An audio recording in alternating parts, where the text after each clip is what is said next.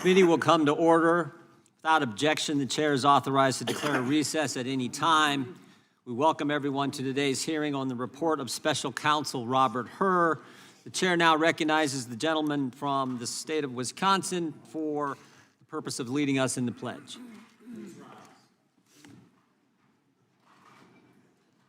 I pledge allegiance to the flag of the United States of America and to the republic for which it stands, one nation, under God, indivisible, with liberty and justice for all.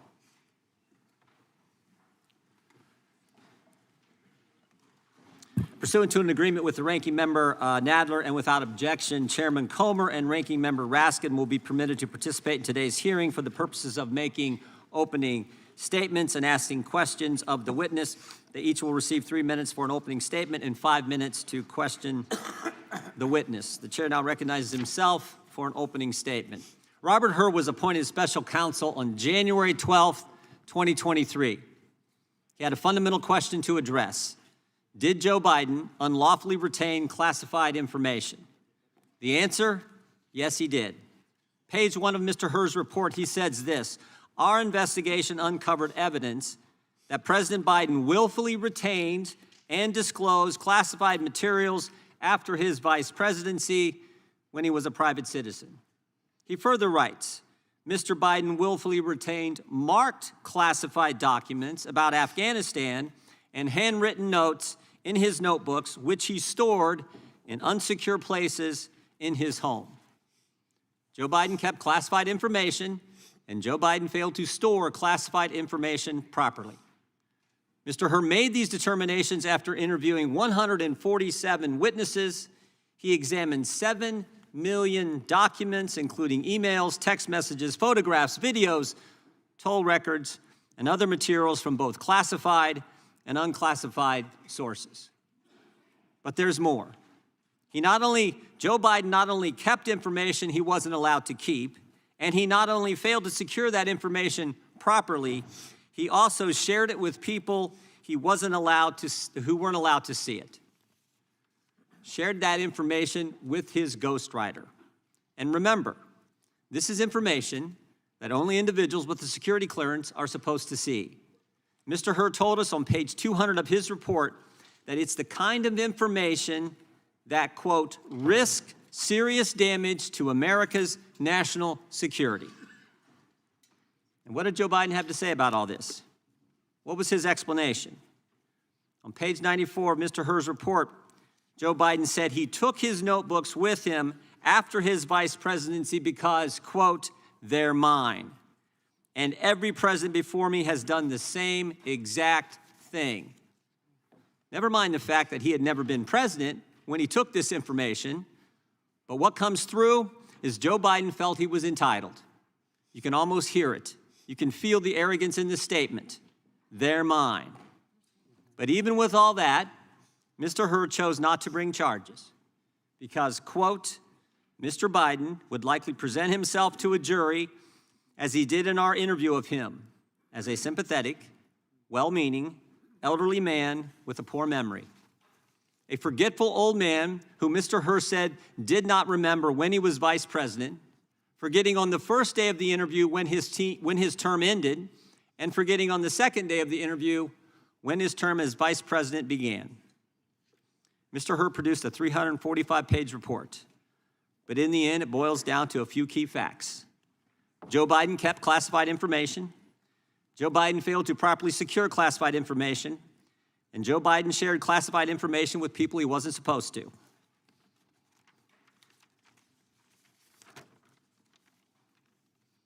Joe Biden broke the law. But because he's a forgetful old man who would appear sympathetic to a jury, Mr. Hur chose not to bring charges. Mr. Hur, we think it's important that you be able to respond to President Biden's response to your report. So we're going to play a short video of President Biden's press conference after your report was released, because there's things in this press conference that the President of the United States says that are directly contradicted by what you found in your report. So if we could play that video. Hey, everybody. Good evening. Let me say a few things before I take your questions. As you know, the special counsel released his findings today about their look into my handling of classified documents. President Biden, something the special counsel said in his report is that one of the reasons you were not charged is because, in his description, you are a well-meaning elderly man with a poor memory. I'm well-meaning, and I'm an elderly man, and I know what the hell I'm doing. I've been president. I put this country back on its feet. I don't need his recommendation. It's How totally bad is your memory, and can you continue as president? My memory is so bad, I let you speak. That's Your memory has gotten worse, Mr. No, President. my memory is not good. My memory is fine. My memory, take a look at what I've done since I become president. None of you thought I could pass any of the things I got passed. How'd that happen? You know, I guess I just forgot what was going on. Mr. President. Voters have concerns about your age. How are you going to assuage them? And do you fear that this report is only going to fuel further concerns about your age? Only by some of you.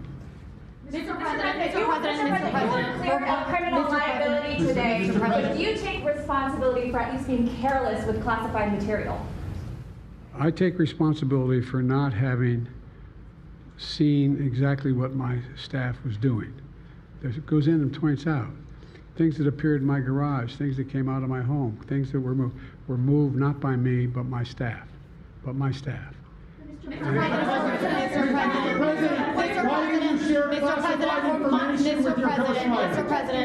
Mr. President, for months when you were asked about your age, you would respond with the words, "Watch me." Many American people have been watching, and they have expressed concerns about your age. That is your judgment. That is your judgment. That is not the judgment of the press. They express concerns about your mental acuity. They say that you are too old. Mr. President, in December, you told me that you believe there are many other Democrats who could defeat Donald Trump. So why does it have to be you now? What is your answer Because to I'm the that most question? qualified person in this country to be president of the United States and finish the job I started. Do you believe that, guys? Mr. President, why are you confusing the names of world leaders? Thank you, everyone. Thank you very much. I did not share classified information. I did not share it. With your ghostwriter. With my ghostwriter, I did not. Guarantee you did not. But the What special counsel said in the Well, no, report he that he did not say that. Okay. He did not say that. But Mr. President, one Well, of the... let me answer your question. The fact of the matter is, what I didn't want repeated, I didn't want him to know, and I didn't read it to him, was I had written a long memorandum to President Obama why we should not be in Afghanistan. And I was multiple pages. And so what I was referring to, I said classified. I should have said should be private because it was a contact between the president and the vice president as to what was going on. That's what he was referring to. It was not classified information in that document. That was not classified.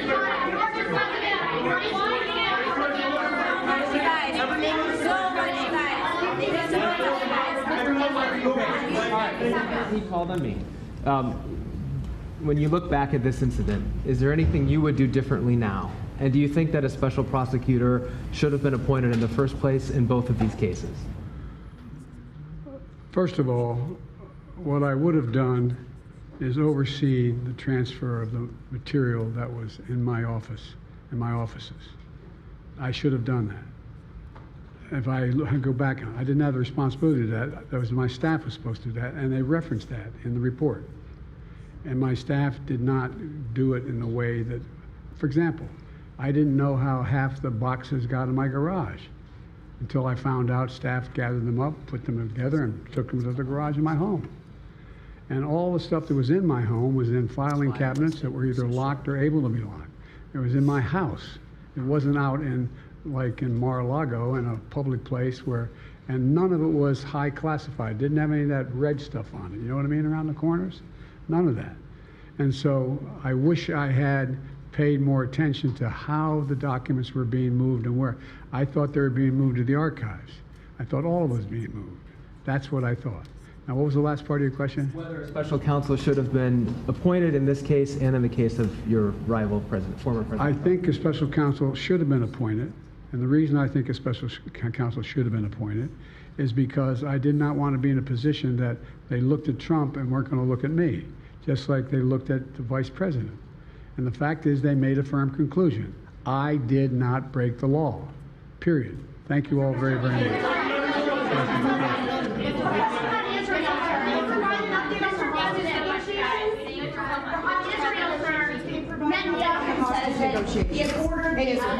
The hostage negotiation, look.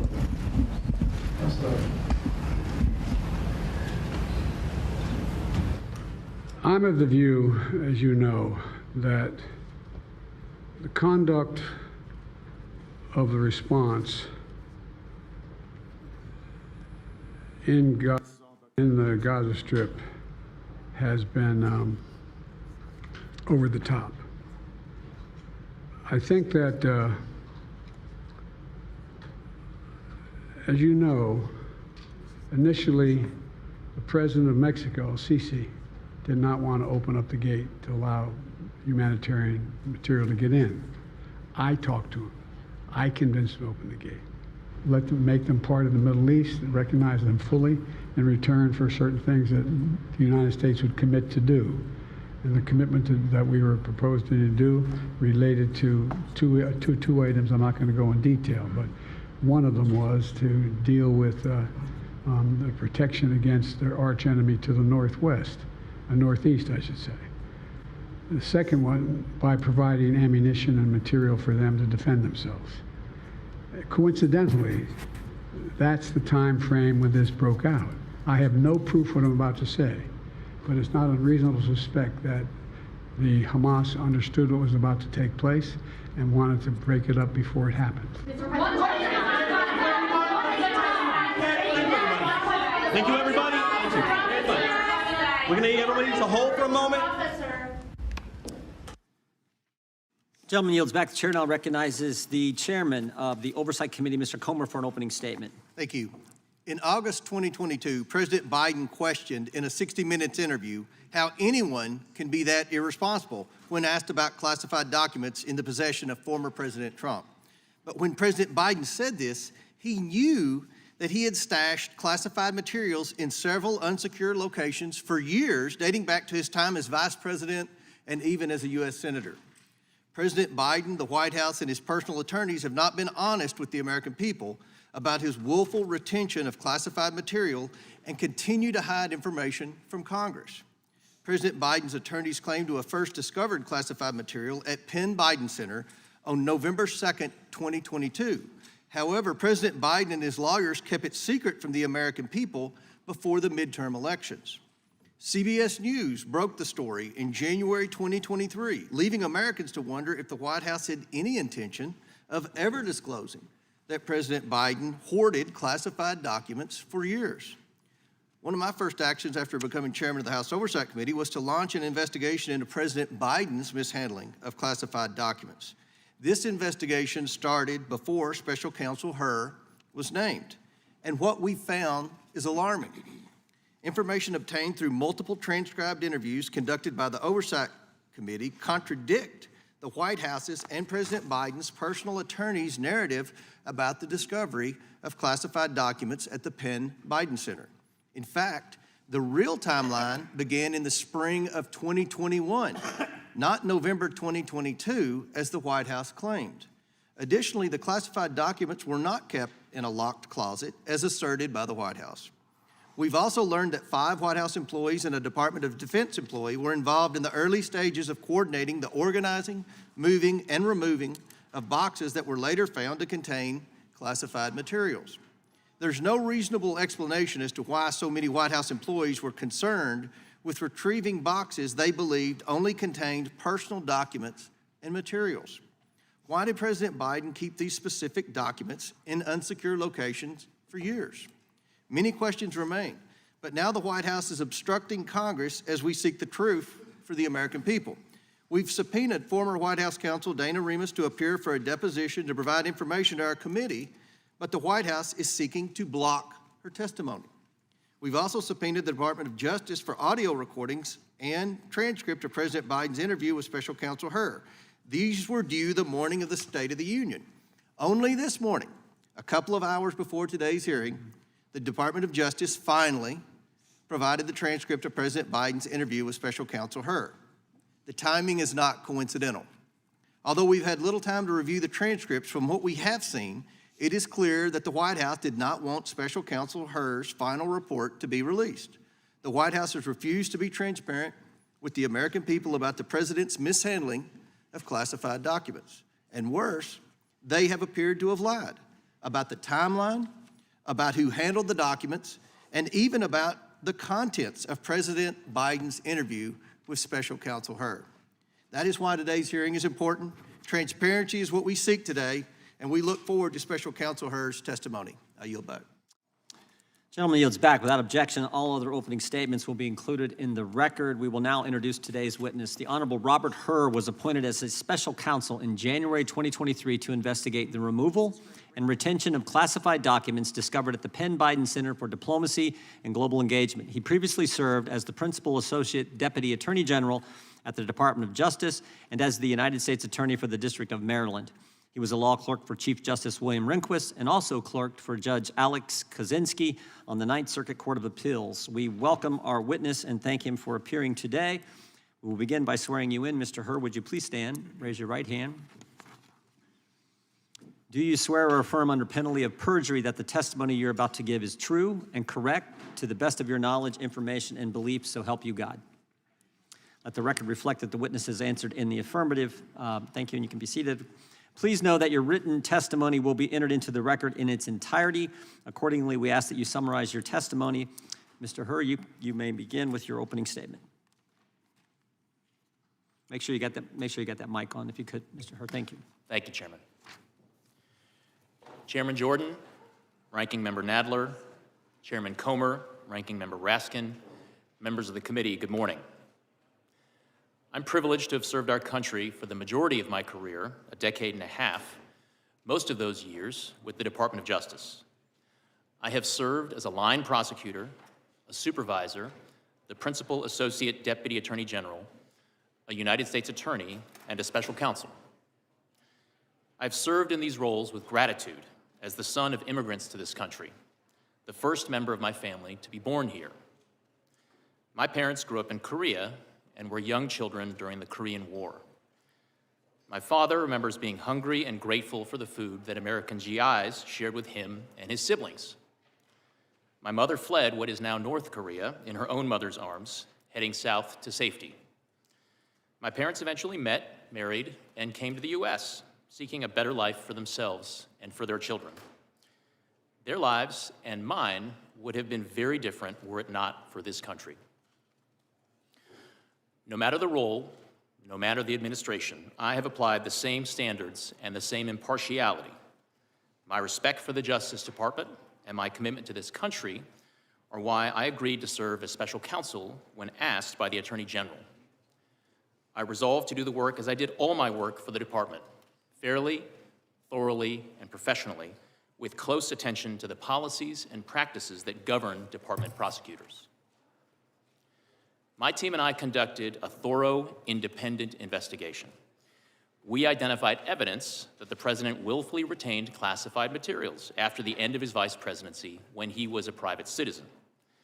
This evidence included an audio-recorded conversation during which Mr. Biden told his ghostwriter that he had, quote, just found all the classified stuff downstairs, end quote. When Mr. Biden said this, he was a private citizen speaking to his ghostwriter in his private rental home in Virginia. We also identified other recorded conversations during which Mr. Biden read classified information aloud to his ghostwriter. We did not, however, identify evidence that rose to the level of proof beyond a reasonable doubt. Because the evidence fell short of that standard, I declined to recommend criminal charges against Mr. Biden. The department's regulations required me to write a confidential report explaining my decision to the Attorney General. I understood that my explanation about this case had to include rigorous, detailed, and thorough analysis. In other words, I needed to show my work, just as I would expect any prosecutor to show his or her work explaining the decision to prosecute or not. The need to show my work was especially strong here. The Attorney General had appointed me to investigate the actions of the Attorney General's boss, the sitting President of the United States. I knew that for my decision to be credible, I could not simply announce that I recommended no criminal charges and leave it at that. I needed to explain why. My report reflects my best effort to explain why I declined to recommend charging President Biden. I analyzed the evidence as prosecutors routinely do, by assessing its strengths and weaknesses, including by anticipating the ways in which the president's defense lawyers might poke holes in the government's case, if there were a trial, and seek to persuade jurors that the government could not prove his guilt beyond a reasonable doubt. There has been a lot of attention paid to language in the report about the president's memory, so let me say a few words about that. My task was to determine whether the president retained or disclosed national defense information willfully. That means knowingly and with the intent to do something the law forbids. I could not make that determination without assessing the president's state of mind. For that reason, I had to consider the president's memory and overall mental state and how a jury likely would perceive his memory and mental state in a criminal trial. These are the types of issues that prosecutors analyze every day. And because these issues were important to my ultimate decision, I had to include a discussion of them in my report to the Attorney General. The evidence and the president himself put his memory squarely at issue. We interviewed the president and asked him about his recorded statement. Quote, "I just found all the classified stuff downstairs," end quote. He told us that he didn't remember saying that to his ghostwriter.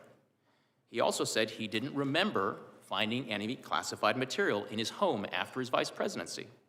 And he didn't remember anything about how classified documents about Afghanistan made their way into his garage. My assessment in the report about the relevance of the president's memory was necessary and accurate and fair. Most importantly, what I wrote is what I believe the evidence shows and what I expect jurors would perceive and believe. I did not sanitize my explanation, nor did I disparage the president unfairly. I explained to the Attorney General my decision and the reasons for it. That's what I was required to do. I took the same approach when I compared the evidence regarding President Biden to the department's allegations against former President Trump. There, too, I called it like I saw it. As a prosecutor, I had to consider relevant precedents and to explain why different facts justify different outcomes. That is what I did in my report. I'm confident the analysis set forth in chapters 11, 12, and 13 of my report provides a thorough evaluation and explanation of the evidence, and I encourage everyone to read it to inform their opinions of the report. Prosecutors rarely write public reports or testify about their investigations. That is the Justice Department's long-standing policy, and it protects important interests. My team and I prepared the report to the Attorney General with care, and the report stands as the primary source of information. My responses today will be limited to clarifying information for the committee. I will refrain from speculating or commenting on areas outside the scope of the investigation, nor will I discuss what investigative steps we did or did not take beyond what's in the report. In conclusion, I want to express my heartfelt thanks to the attorneys, agents, analysts, and professional staff who helped us do our work fairly, thoroughly, and independently.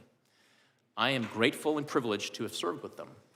I single out for particular thanks Deputy Special Counsel Mark Crickbaum, a former United States Attorney himself, who brought great wisdom, skill, and judgment to our task. Thank you. I welcome your questions. Thank you, Mr. Hurd. The chair now recognizes the gentleman from North Dakota for 5 minutes. Thank you, Mr. Chairman. How could that possibly happen? How could anyone be that irresponsible? And I thought, what data was in there that could compromise sources, methods, and it's just totally irresponsible? As President Biden's statement about Donald Trump and the classified documents. Now, Mr. Hurd, classified documents were found at the Penn Biden Center? That's correct. They were found in President Biden's garage? In Wilmington, Delaware, yes. And in his basement den? Also in the same home, yes. In his main floor office? Correct. And his third floor den? Correct.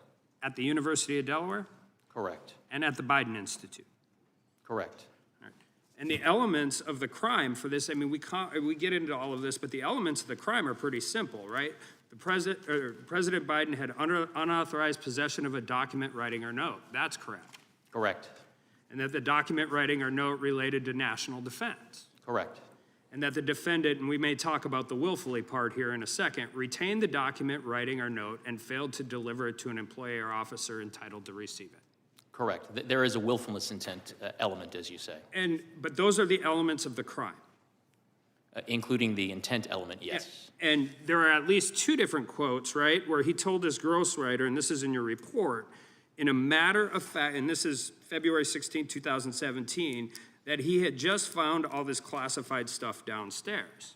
He did make that statement that was captured on an audio recording. And on April 10th, 2017, Biden read aloud a classified passage related to a 2015 meeting in the Situation Room. That is in the report, yes. And these are national security documents. Afghanistan, has been mentioned, a whole bunch of those things, right? Correct.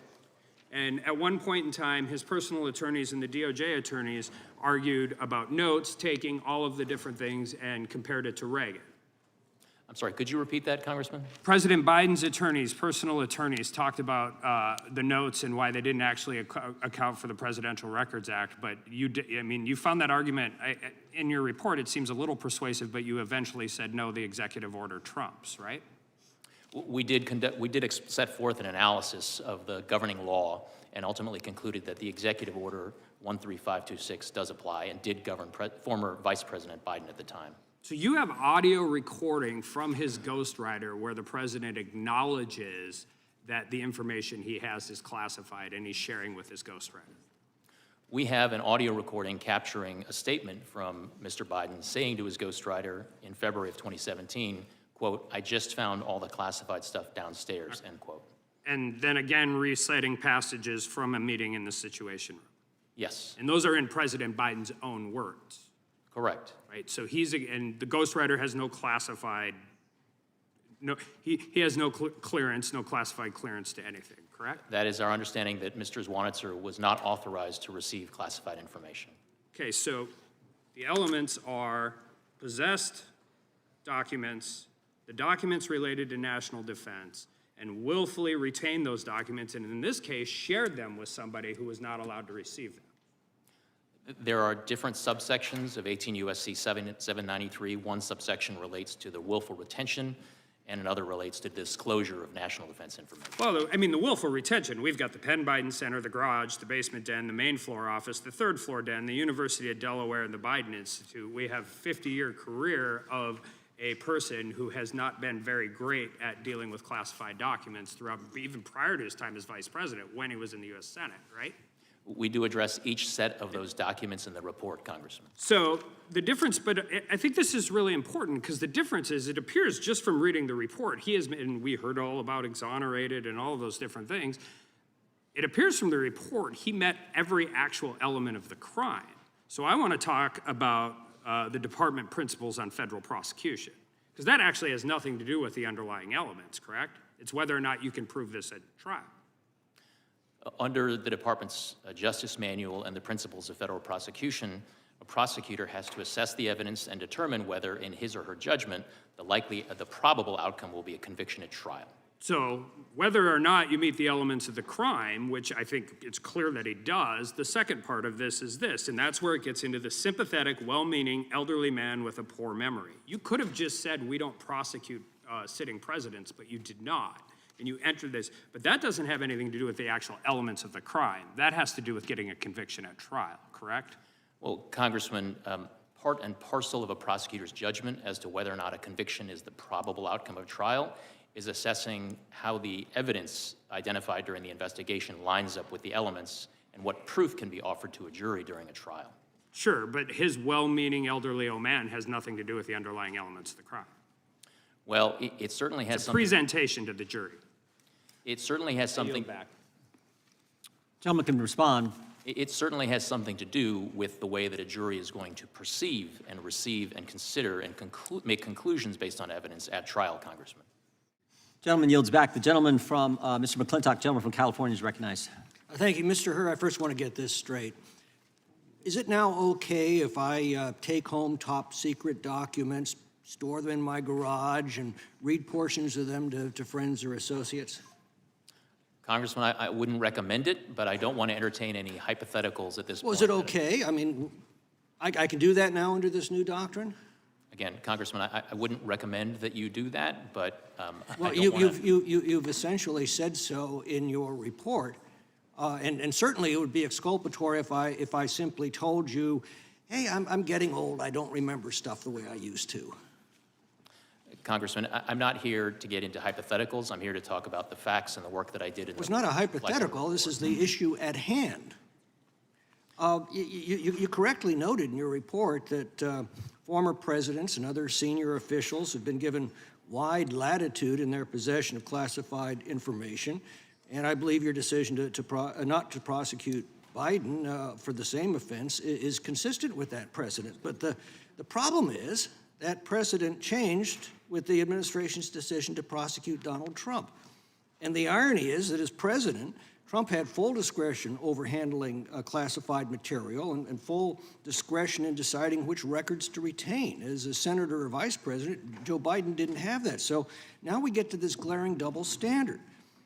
I think it would be toxic to the rule of law on its face if it was just two ordinary citizens.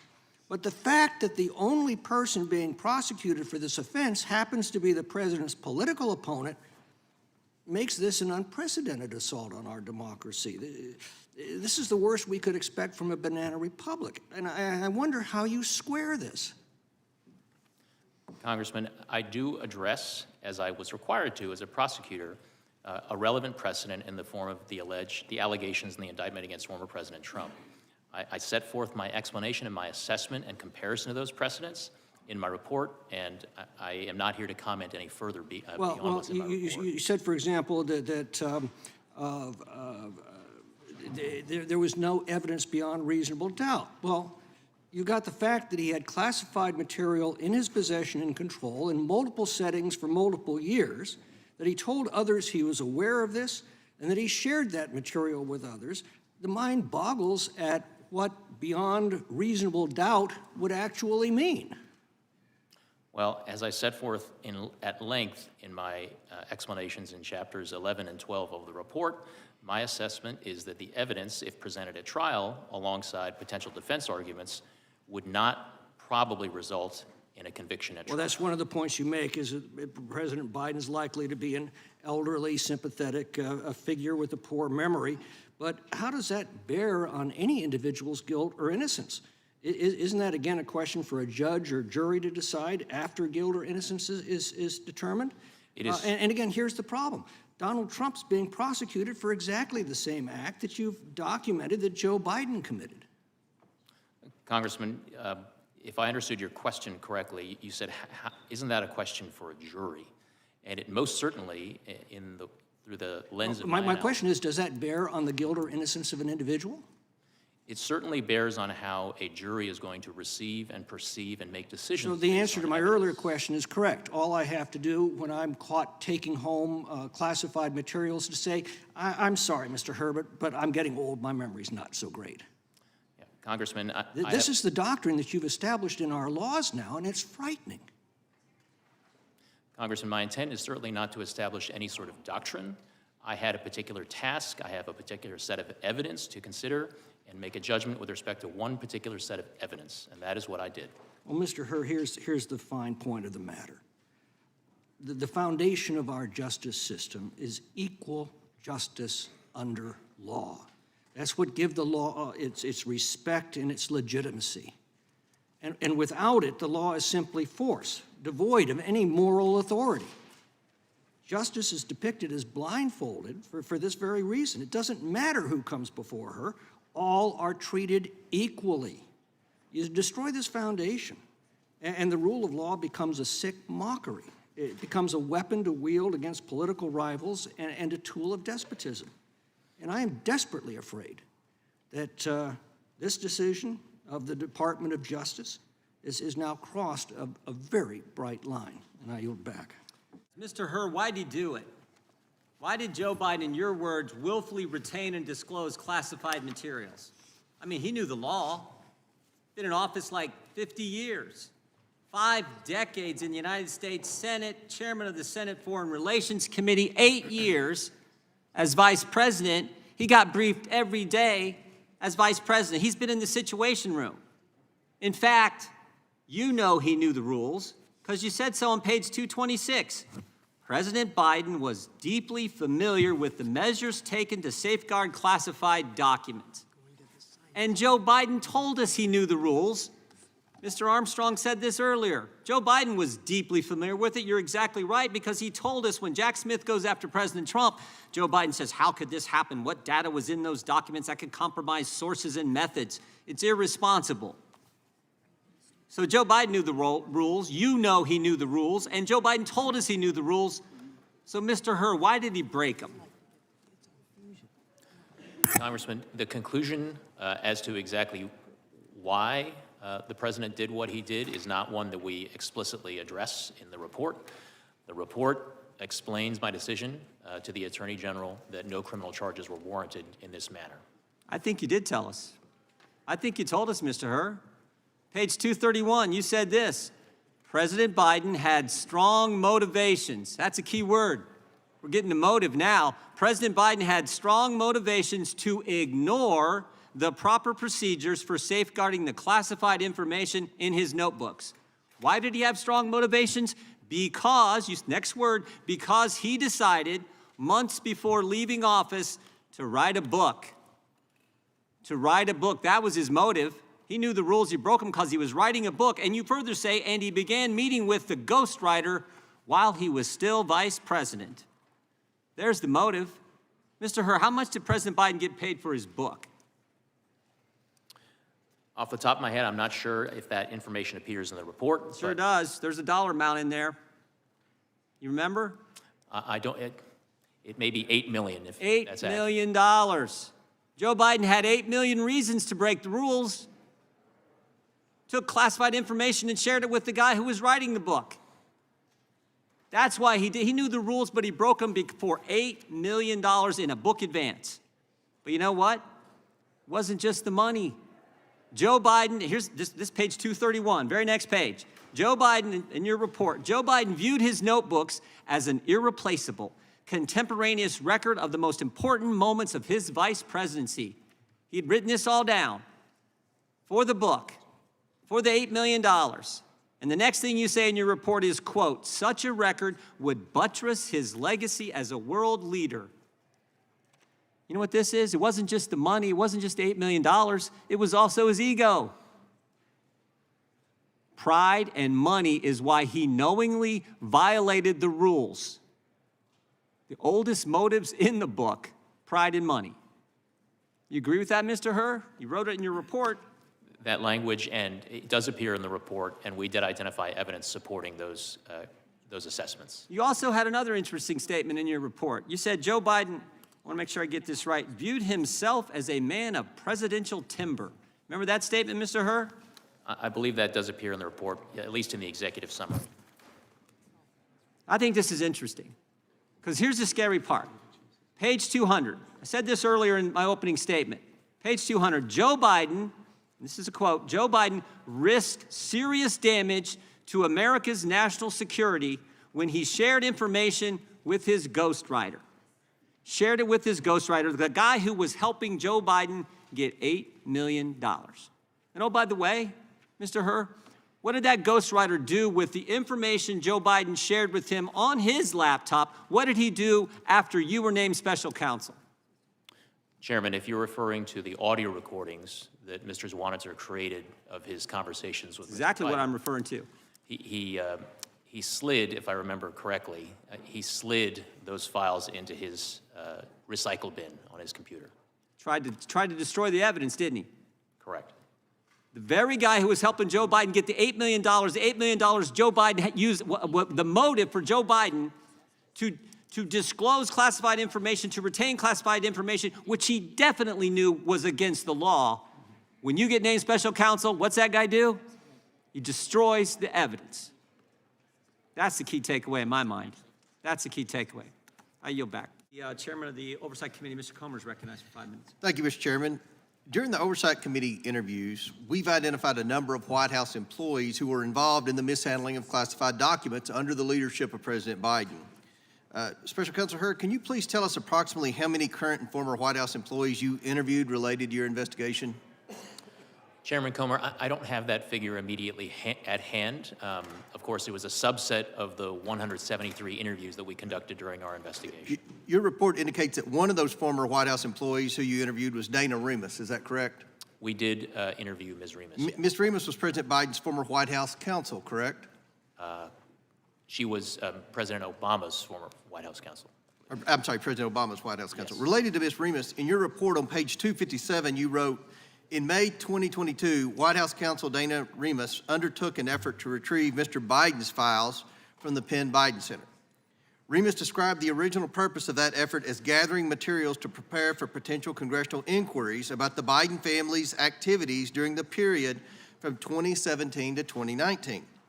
Now, it seems odd to me that Dana Remus and Joe Biden's personal lawyers were obtaining documents related to potential congressional inquiries about the Biden family activities when Joe Biden has publicly claimed he had no involvement with his family's business dealings. Can you provide more information about why Dana Remus, a government employee, was retrieving Joe Biden's documents from the Penn Biden Center? Chairman, I am able to tell you and clarify information that appears in the report about relevant, significant sources of information, but I am not in a position to be able to go beyond that. When you interviewed President Biden, did you ask him what documents he possessed at Penn Biden Center that could be related to a potential congressional inquiry about his family's activities? We asked President Biden a wealth of questions about all of the different sets of classified materials that were recovered during the course of our investigation. Did anything pertain specifically to our congressional inquiry of President Biden that you recall? If there are more specific aspects of it that you have in mind, Chairman, that would be helpful to me. Interest pertaining to his family's influence peddling activities? If it's helpful, Chairman, Appendix A does list in table chart form a brief description of all of the marked classified documents that were recovered in our investigation.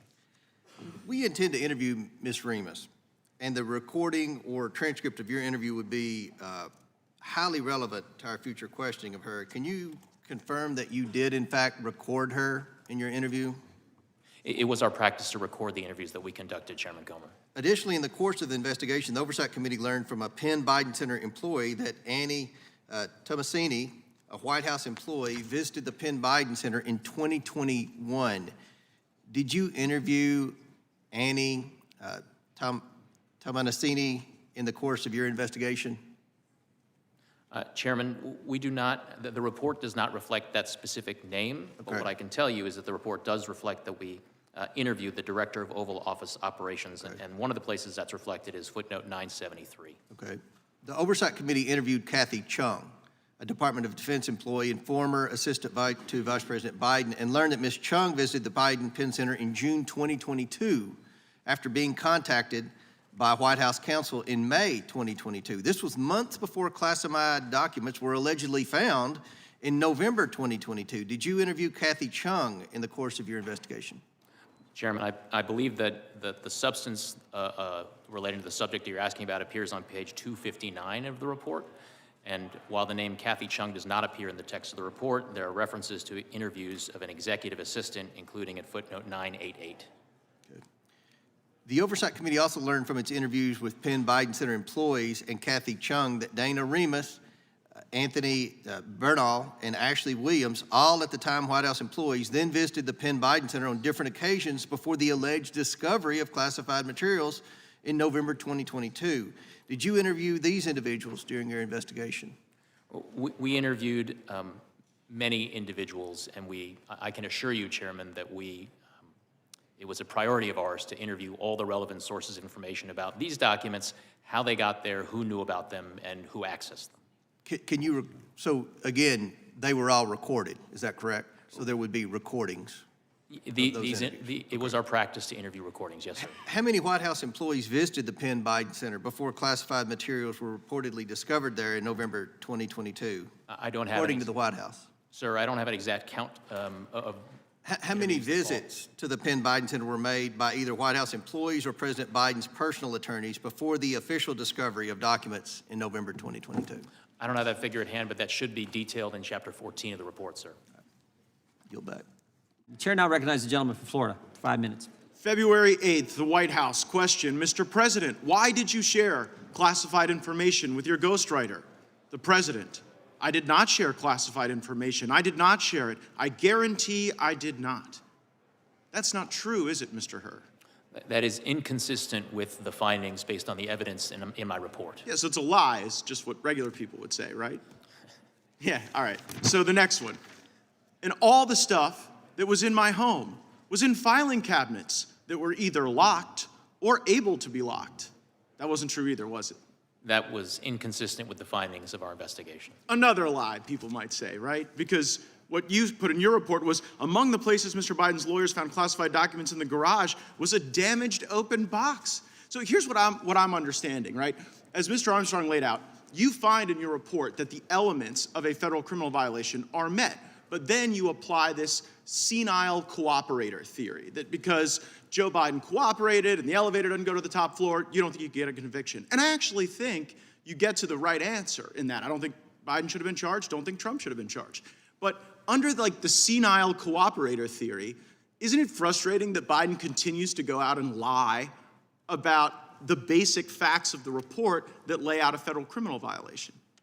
Congressman, I need to disagree with at least one thing that you said, which is that I found that all of the elements were met. One of the elements of the relevant mishandling statute is the intent element, and what my report reflects is my judgment that based on the evidence, I would not be able to prove beyond a reasonable doubt to a jury that that intent element had been met. Right, but the reason you have that doubt is the senile cooperator theory. The fact that Joe Biden is so inept in responding that you can't prove the intent, which again, I don't quibble with that conclusion, but it's frustrating to be like, oh, well, this guy's not getting treated the same way as Trump because the elevator's not going to the top floor, so we can't prove intent. While at the same time, Biden goes out there at the White House and says, well, you know, he just blatantly lies. And what I'm trying to figure out is whether or not Biden's lying because he's still so senile, he hasn't read your report, or whether it's a little craftier and a little more devious and perhaps a little more intentional than we might otherwise think. So I also want to go to this Biden Penn Center. Like, did it give concern to you that the Biden Penn Center, where all this classified stuff was being mishandled, was being floated by foreign governments? Congressman, we were concerned with getting to the bottom of all of the classified documents that were recovered during the course of our... Yeah, but what bothers me is that the money that was paying for the place where the documents were being inappropriately held, it was the Chinese and it was other foreign countries. Did that play into your analysis? Did you look into the $1 billion in foreign funding sources at the Biden Center at UPenn, for example? Congressman, we conducted a thorough, impartial, and fair investigation, and we were very, very concerned with getting to the bottom of all the relevant questions relating to the recovered documents. Did you look into the fact that the Chinese were floating the place where this guy was keeping the documents unsecure? Yes or no? Congressman, to the extent that we identified evidence that was relevant and significant to our investigation, we put it in our report. Okay, well, it seemed relevant to me, maybe not to you. Another thing that seemed relevant to me is this ghostwriter, right? So the ghostwriter purposefully deletes this evidence that seems to be show culpability of Biden's crimes, and you don't charge him. Why did you not charge the ghostwriter with obstructing justice and deleting evidence?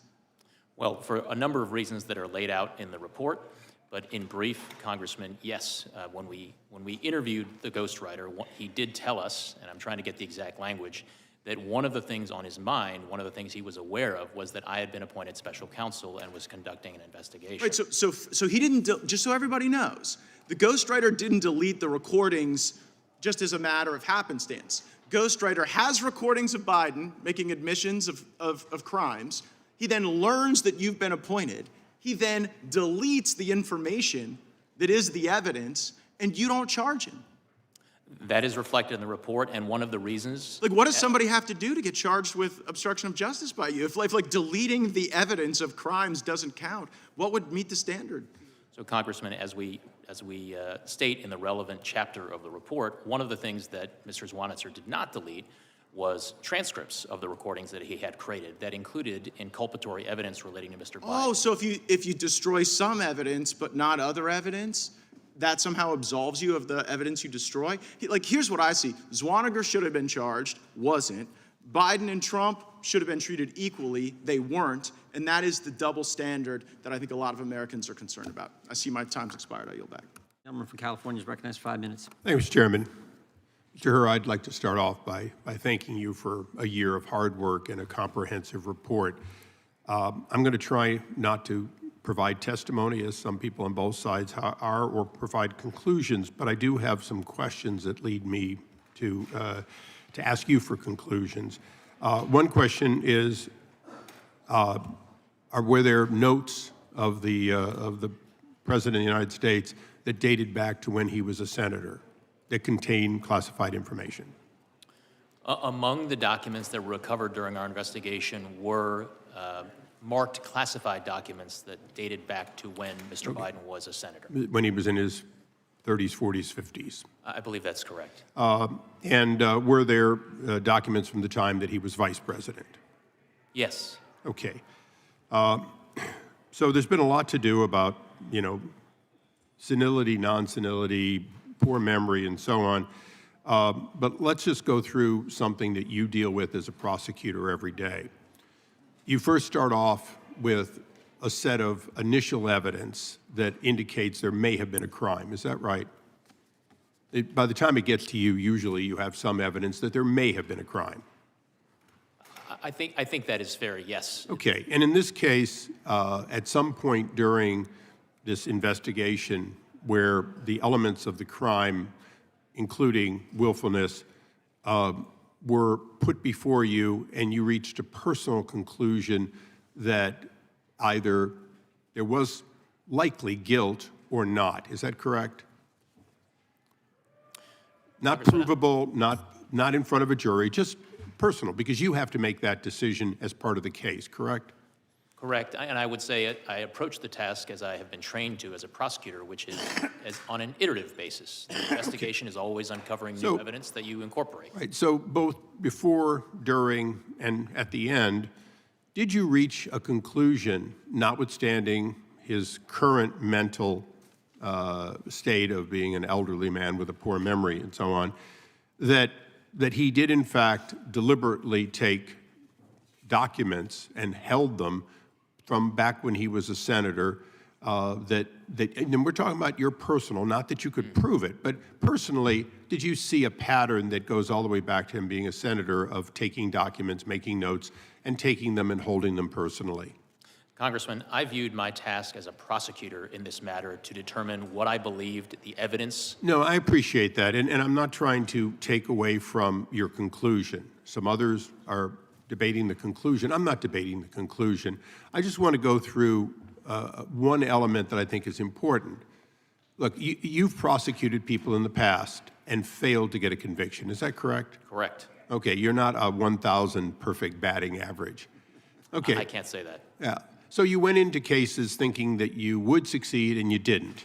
One might say you probably declined to prosecute ones that you might have either gotten a conviction or gotten a plea on. Would you say that's fair to say over your long career? I think that's fair because I take the rules as set forth in the Justice Manual seriously. However, I'm going to presume that you would never prosecute someone you thought was outright innocent. Correct. In this case, did you reach a conclusion that this man was outright innocent? That conclusion is not reflected in my report, sir. Right. So you did not reach that conclusion, or it would have been in your report.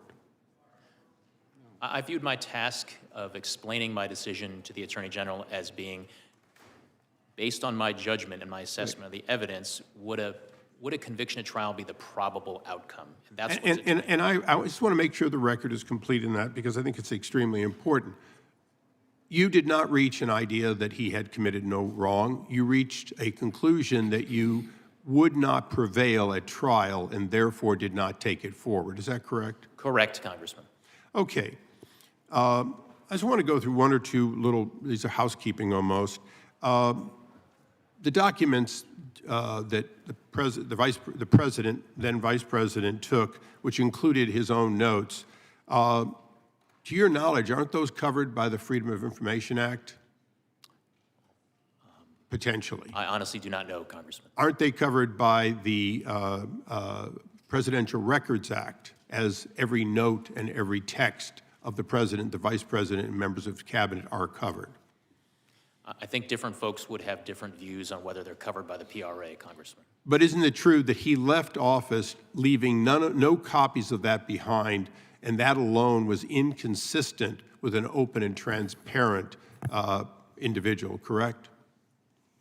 I'm not aware of copies of those materials being left behind, Congressman. Okay, I want to thank you, and Mr. Chairman, I want to thank you for the extra few seconds. I yield back.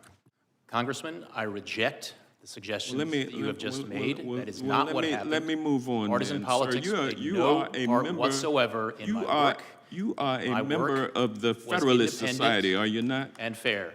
Are you a member of the Federalist Society? I am not a member of the Federalist Society. But you are a Republican, though, aren't you? I am a registered Republican. Yes, sir. And you're doing everything you can do to get President Trump reelected so that you can get appointed as a federal judge or perhaps to another position in the Department of Justice. Isn't that correct? Congressman, I have no such aspirations, I can assure you, and I can tell you that partisan politics had no place whatsoever in my work.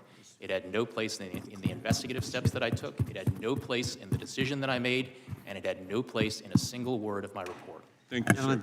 Gentleman's time has expired. The gentleman from New Jersey is recognized for 5 minutes. Thank you, Mr. Chairman. Mr. Hur, thank you for being here. You know, I think for the folks that may be watching this at home, they might be a little bit confused, and I'm trying to organize this in my mind as well. The way the president is portrayed in your report and just how we feel about him. Was he a well-meaning, forgetful man, as you said? Or was he a man that was focused on history? Was he a man that maintained and retained these top secret documents that should have been not in his home? And was he a man that wanted to prove he was worthy to be president and that his vision of Afghanistan was better than even President Barack Obama's and that his focus on history was most important to him? Do you know which it is?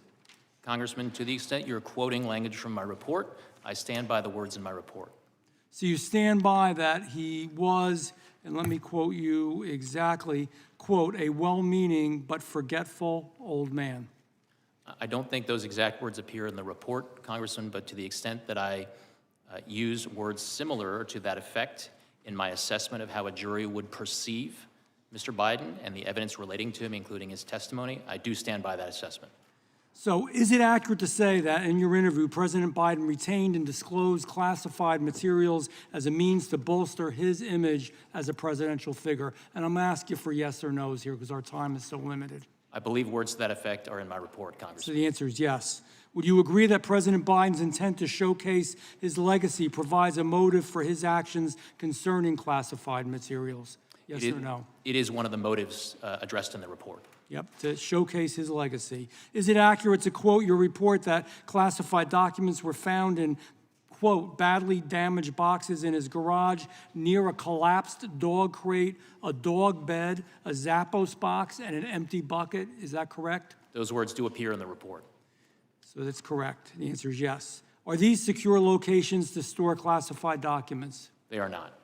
Okay, so we got a former vice president who is established to have willfully, purposefully retained classified documents in order to highlight his political stature and show his stature as a presidential figure. We have a former vice president who stored classified documents in very unsecured places. We have a former vice president who will not suffer any consequences for all of these actions, all because we say, well, he's a well-meaning, forgetful old man.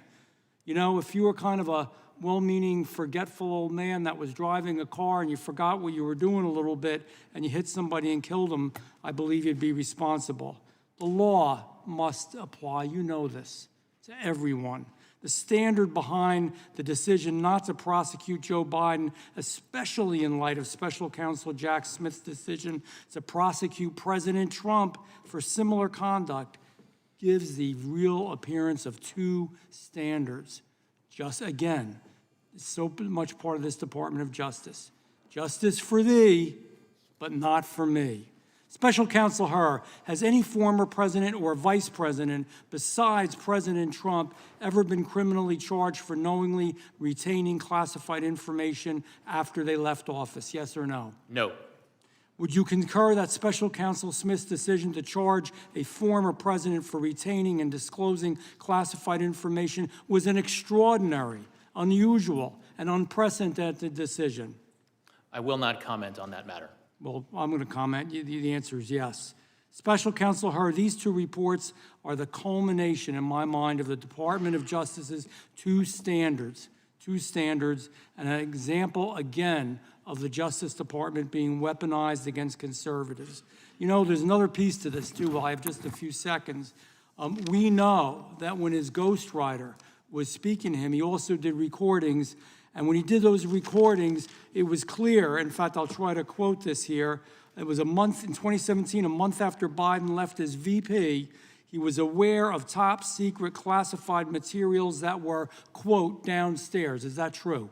That is reflected in an audio recording, yes. It's reflected in an audio record, you know? So sometimes he may be sleepy, sometimes he may be forgetful, sometimes he may be cognitively impaired. There's no doubt about that. But man, when it came to his personal legacy, the way he wanted to be remembered, to be sure that he was a big deal, in plain English, in the future, he was willingly and knowingly breaking the law. And it's unfortunate that we have a Department of Justice that will treat one person one way and somebody else a different way. It's a sad day for America. Thank you, Mr. Hur. I yield back. Gentleman yields back. The gentleman from Arizona is recognized for 5 minutes. Thank you, Mr. Chairman. Thank you, Mr. Hur, for being here. Thank you for your report. I've read it. And I think where you and I might have disagreements, there may be matters of opinion and not necessarily the facts as you've reported them. So I want to go over the elements of the offense that seem to have at least struck my craw is the where you put in here twice that the jury would not likely to find intentionality on the part of disclosure in particular. So I want to talk about that for a second. So if it's not willful, we might say an accident, something negligent, careless, that would not necessarily rise to willful or intentional or purposeful, right? Those are different standards of intent under the law. Yes, sir. Yeah. So when President Biden misplaced 30 briefing documents in 2010 that had classified material, and they're not sure even if they ever got them all back, or when he was in the Hamptons at a party and he lost what they were calling code words, which is high security information, that wasn't necessarily willful. There was no indication that he purposefully did that. Accidental, negligent. You indicated, don't know if we even got all that information back. We're assuming maybe we did. That would not be willful, right? As reflected in the report, there were certain categories of documents where when we looked into them and investigated how they got to where they ended up, or how they ended up being misplaced, we did not identify evidence of willfulness. Yeah, and so if something's willful, you wouldn't say it's ignorant, it's not incompetent, it's not accidental. We'd say something like it's willful, it's intentional, it's purposeful. It indicates really a choice, that you have made a deliberate, conscious decision to act in a certain way. Is that fair? That is fair, Congressman, and as I explained in the report, the standard, the willfulness standard basically can be boiled down to the following things: that you know that what you are doing is against the law when you do it. Correct. So let's take a look at it. And this has been brought up before in February of 2017. He's having the discussion with the ghostwriter. He says, he's at the Virginia house at this point. He says, I just found all the classified stuff downstairs, right? So he knows he's got classified stuff, right? 2 months later, in April, he's at a different location, is my understanding. I think he's now up in Delaware. And as you look at let's look at 105, 106 here. He says, Biden reads from a different notebook entry. He reads aloud from notes summarizing a range of issues. We're talking about U.S. military views expressed there by the intelligence community, the DNI, CIA director. And while he's reading those notes, he says, I can't read my own writing. Do you have any idea what the heck I'm saying here? He asked the ghostwriter. The ghostwriter says, well, something, blah, blah, blah. And Biden says this, some of this may be classified, so be careful. Some of this may be classified, so be careful. Now, my immediate response was, okay, so he knows he's got classified docs. He's looking at this. He can't read it. He's giving this to somebody he knows has no security clearance. So he says, hey, read this, but be careful. It might be classified. The next thing, and the guy says, okay. Next thing he says, well, I don't know if it's classified or not. I'm suggesting to you, and this is where you and I have a difference of opinion. When you say something like, hey, look, this may be classified, be careful. That warning to be careful because it may be classified, that indicates guilty knowledge. That indicates he might know something more than he otherwise would have. And it indicates, then they go on and they read it. As you point out here, he reads classified information, and it's still classified today. That's on page 106. So when you look at this, it's hard for me to say, well, he was ignorant, he was incompetent, he was accidental. No. He had guilty knowledge. He knew and told the guy that he's going to expose that classified material to, hey, be careful. Be careful. It may be classified. That indicates something a little bit more than mere knowledge. Indicates that he has some intent there. Because the next thing he should have said is, hey, I don't know if it's classified, but we're going to skip over this until that's resolved. He didn't do that. What he said is, read it anyway. Yield back. The chair now recognizes the gentleman from North Carolina.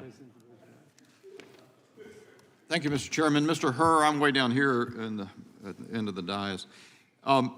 I think today the Justice Department released the transcripts of the interviews with President Biden. Are you aware of that? I understand that to be true, yes. Did you have any involvement in the decision or the timing of the release of the transcripts? No, Congressman. Did you make any recommendation about the release of the transcripts or being done or not? I did not. That was above my pay grade. Yeah, I don't know why they've been released so close to this hearing, but it sort of it impacts our ability to evaluate your report and ask you questions about it. So, but there's one point, just as an illustration, on 221 of your report, you're describing, I think, it's the Afghan pack or something like that, about in 2009, I think, is the information came from, and you say. As one reason not to prosecute, Mr. Biden says, in addition, Mr. Biden told us in his interview that he does not recognize the marking confidential as a classification marking. To him, the marking means the document should be held in confidence, but not necessarily that it is classified. And footnote 866 is a reference, and it refers to the Biden 10-9-23 transcript at 24 and 25. Now, we have that now, but we haven't until this morning. But I just want to read from that exchange. This is on page 24 at line 15. Mr. Crickbaum. So this is a typewritten document. It's got a confidential, what appears to be a stamp at the top. And the top of the document indicates it's from the American AM Embassy, Kabul. It's dated, what appears to me to be November 09. The only question I have for you about this, Mr. President, is the confidential marking. Do you recognize that to be a classification marking? President Biden, no. I mean, confidential doesn't want to get around. It's not in a category, I don't think, of code word, top secret, that kind of thing, but I don't even know where it came from. Mr. Crickbaum, are you familiar with confidential as a level of classified information? President Biden, well, if I got a document that said confidential, it would mean that no one else could see it but me, and you give it or the people working on this issue. Mr. Crickbaum, and are you aware that among certain categories of classified information, there is top secret, secret, and there's also a category of classified information called confidential? Is that something that you are aware of or not? President Biden, yes, I was aware of it. I don't ever remember when I got any document that was confidential that was meant for me to read and or discuss with the people who sent me the memo, so. And then it trails off. So as I read those answers, they're equivocal. He at first says he doesn't know. Do you recognize that to be a classification marking? He said no, and then goes on to explain. But then Mr. Kriegbaum came back and he said, are you aware that among certain categories of classified information, there's also a category of classified information called confidential? And he says, yes, I was aware of it. So Mr. Hurd, just in that one instance, there seems to be a discrepancy between the conclusion in the report or the summary of the evidence in the report and what the transcript says. Can you offer any guidance to this committee why you would put that summary in your report as opposed to saying that he gave inconsistent answers, or in fact, why didn't you nail down in the transcript which was the right answer? He's given answers that says no, and then he says yes. Why didn't you pursue it until you knew?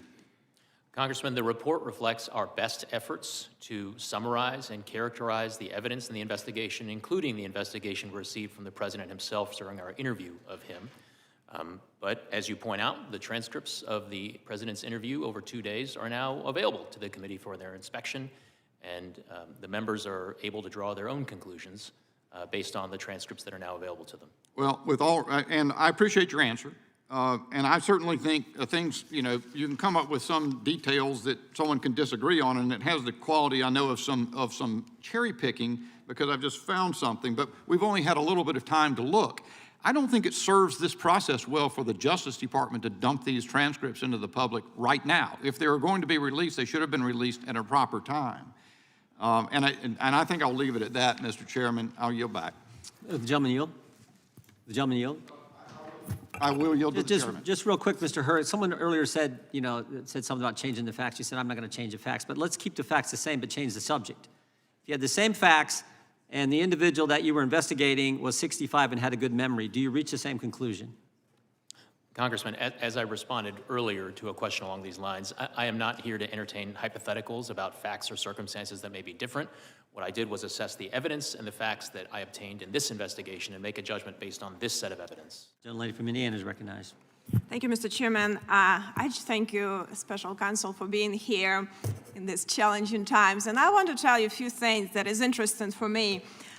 You obviously could see that there is a motive, there is a legacy. You obviously see that there was a willful retention of these documents, but it's interesting for me that when you talk about sympathetic, well-meaning older man with elderly man with a poor memory, it seems like every attorney would advise you to be sympathetic and be well-meaning, and it seems like the whole FBI needs to do, based on my hearings here, I need to do check on amnesia because everyone says doesn't recall. So it seems to me that it might have been something way more in his recollection. There's a typical I don't recall, because that's what everything's like. That's I've learned it here. So is there something more than that, that just I don't recall something for you to actually decide? Because it seems that this is the core of the whole investigation. Why didn't you pursue further the charges?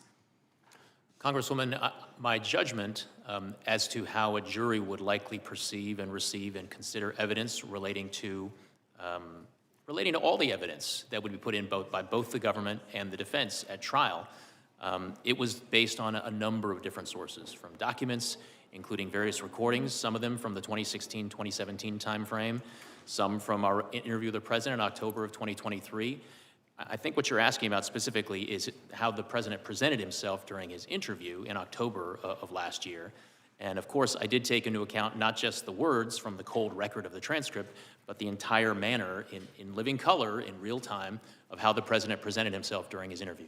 Hopefully he didn't outsmart you and all of us. But before I yield, I just wanted to actually just comment on something, Mr. Raskin mentioned about, us not remembering communists. I actually grew up under communists, and I have a very good recollection what it is. And unfortunately, Terrence on the rise, on the march, which he said, unfortunately, they've been emboldened by, President Obama, now by President Biden too. And unfortunately, our government and Department of Justice is really now resembles, a tyrannical government. It's sad for me to see that, but I'm going, and with a really double standard what we have there, but I'm going to yield to Chairman Jordan the rest of my time. Thank the gentlelady for yielding. Mr. Hurd, during your one-year investigation, did you have communications with the White House and the White House counsel in particular? Yes. I think you had I got 5 letters that they, in and they communicated with you regarding your investigation. Is that accurate? We received a number of letters from White House counsel's office and as well as the president's personal counsel. Right, they're either special counsel or personal counsel, I see, who signed the letters. And did the White House get the report before the report was made public? We did provide a draft of the report to the White House counsel's office and members of the president's personal counsel team for their review. No, I understand. And did the White House then, once they got the report before it went public, did the White House try to weigh in with your investigation on elements of that report and frankly get the report changed? They did request certain edits and changes to the draft report. Yeah, I see that in the February 5th letter. Did they only correspond with you? I'm sorry, Congressman, are you asking if they corresponded with anyone else on my team? Once you gave the report to the White House, yes, they sought changes. I have one letter here that's addressed to you on February 5th, and they said, we're pleased that after more of a year of investigating, you've determined, they respond to the report. And then they disagree with your, they asked for you to change some of the things you had in your report, namely the fact that the president's memory was not very good. You remember that? Yes, sir. Okay, but I also have two other letters. One on February 7th to Merrick Garland, where they raised the same concern, and then on February 12th, where they go to the DAG, Bradley Weinsheimer. You familiar with those? I am familiar with those letters. Bradley Weinsheimer is an assistant or associate deputy attorney general. Right, associate DAG, the ADAG, right? Yes. And Merrick Garland, of course, is the attorney general. So Yes, you're familiar with the fact that they went over your head? They were certainly entitled to write whatever letters they wished to Mr. Weinsheimer and to the Attorney General. I just find that interesting. The White House they're communicating with you throughout this one-year investigation, and then the White House says, "Oh, we're going to go to the principal's office, and we're going to talk about Mr. Herr's report." Do you find that interesting? As I said, they were free to correspond with whomever in the federal government they wished to correspond with. I did engage in numerous communications with them during the course of the investigation, and as is reflected in the special counsel regulations, the Attorney General did provide oversight of my investigation. Someone from Wisconsin is recognized for 5 minutes. Yeah, I just want to go do a little repetition, Mr. Herr, in regards to the chairman's questions from a few minutes ago. So is it correct on that February 5th letter that was sent to you asking you to change references to the president's poor memory? Wasn't there a request by the White House to do that? There was a request, yes. And, Mr. Chairman, I think the record should show that the gentleman from Maryland earlier said that that was not the case. I think he said, nor did he seek to redact a single word of Herr's report. Obviously, Mr. Herr is telling us differently here. And didn't the White House then go to the Attorney General himself and say that he would like to see changes to the references in regards to the president's memory? The White House counsel did send such a letter. So if this president was 60 years old rather than 80 years old, would you prosecute him?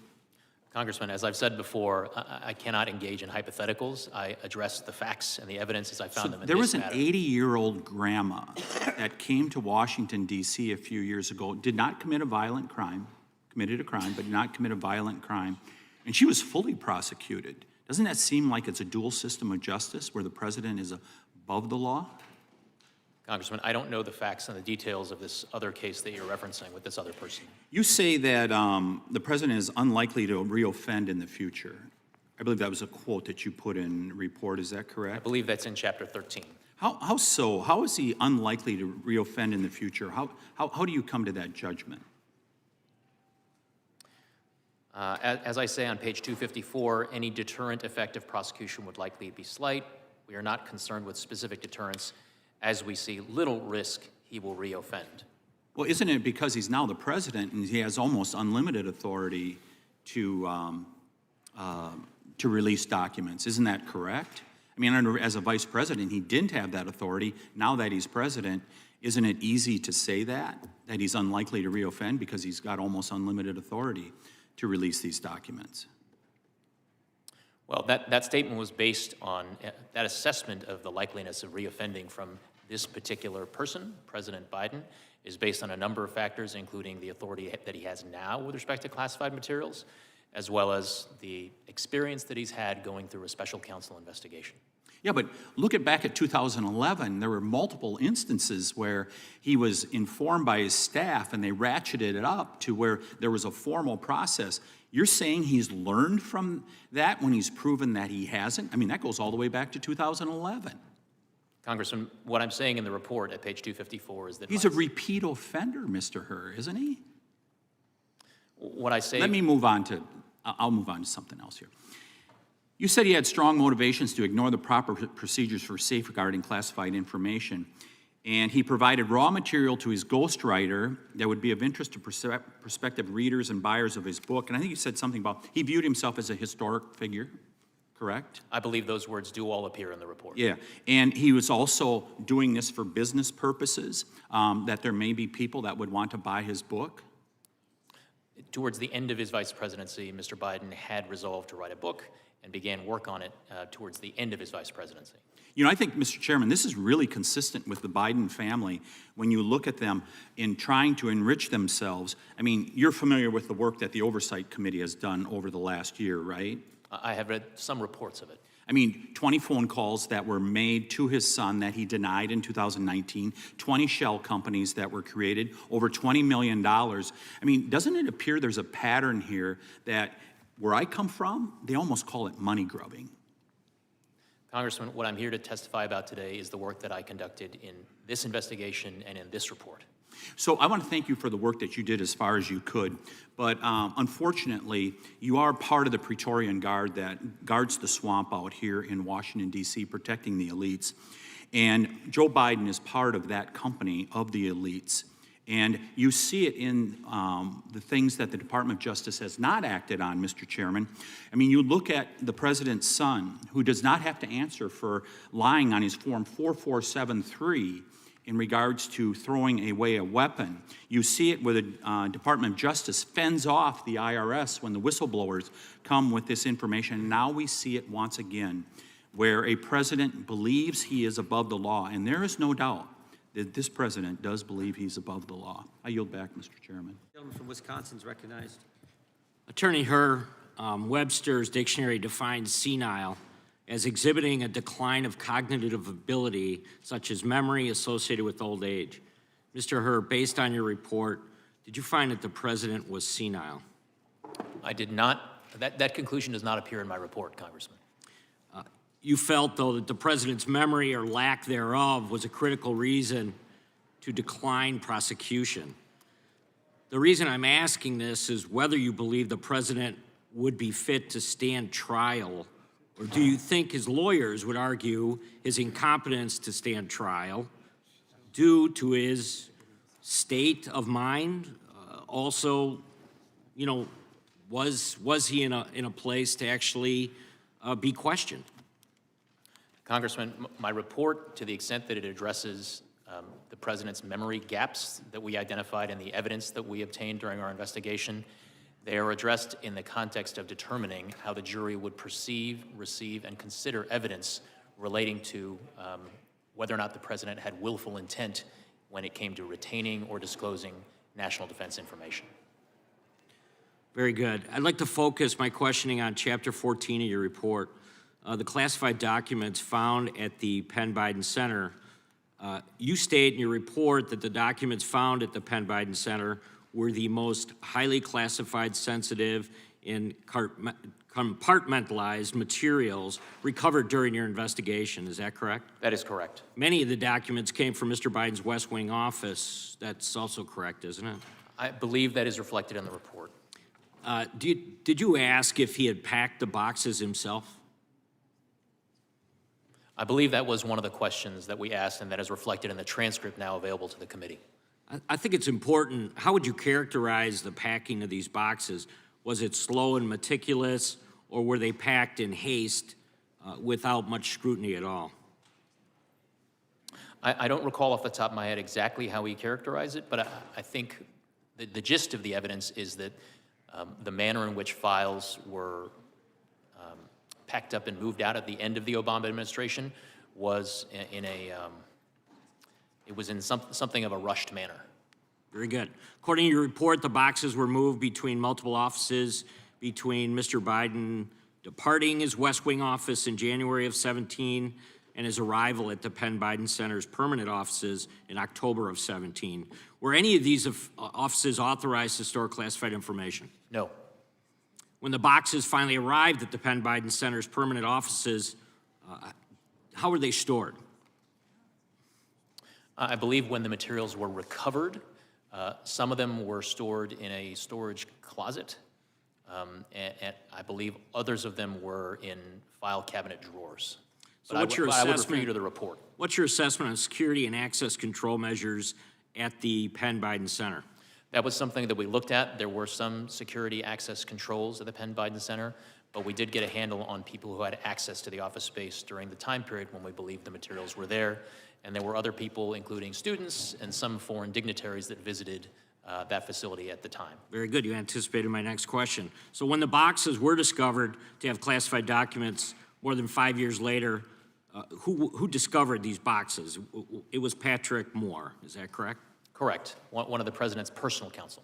And did Mr. Moore have some type of active security clearance at the time? No. How about the executive assistant at the Penn Biden Center? No. On page 265 of your Actually, report. I'm sorry, Congressman, I may have misspoken there. I am not certain whether or not that executive assistant had an active security clearance at the time. Very good. On page 265 of your report, you stated, when interviewed by FBI agents, Moore believed the small closet was initially locked and that the Penn Biden Center staff member provided a key to unlock it, but his memory was fuzzy on that point. But an interview with Mr. Biden's executive assistant seemed to contradict his statement. Do you remember this exchange, and did in fact it contradict each other? Sir, you're asking if I remember the exchange with Mr. Moore during our interview with him? Right. Do you remember them contradicting each other? I don't remember that contradiction specifically, but generally during the interview, sometimes we heard things from some witnesses that were in tension with what we heard from other witnesses, and we did our best to resolve those conflicts. Just very quickly, in total, the National Archives discovered 9 documents totaling 44 pages with classification markings. Is that correct? From the Penn Biden Center, yes. And you declined charges because in summarizing your analysis, you couldn't prove beyond a reasonable doubt that retention of the documents was willful. Correct, sir. Very good. I yield back. Gentleman from Oregon is recognized for 5 minutes. Thank you, Mr. Chair. I was quite interested in the dates that are set forth in your report, Mr. Hur. And the reason I'm interested is because I keep getting confused between the 2017 date and the 2024 date as to the condition of the president's memory. And so was there a difference? Because when I look at it, it seems like his memory was bad in 2017, and then it was bad today. But there's never any distinction made. But isn't it true that if you were going to be looking at at prosecuting as you were, you would look carefully at his condition in 2017? Isn't that the proper time? Because I think you say in your report that your best case, I think you call it out, the best case for charges would rely on Mr. Biden's possession of Afghanistan documents in his Virginia home in February 2017 when he was a private citizen and when he told his ghostwriter he just found classified material. That's the best case as you say it. Yes. And then you work your way through a series of defenses against your best case. So you were looking at his condition in 2017. Do I have that right? You do, Congressman. And his memory was bad then. We can draw our conclusions whether it improved over the next 6 years or not. But I just want to make sure it's clear that we're looking at his condition in 2017, which you then find as you go through the list of defenses, that is his memory is bad, his memory is bad, his memory is bad. There's about 6 or 7 defenses here. And so what it gets me to is this question.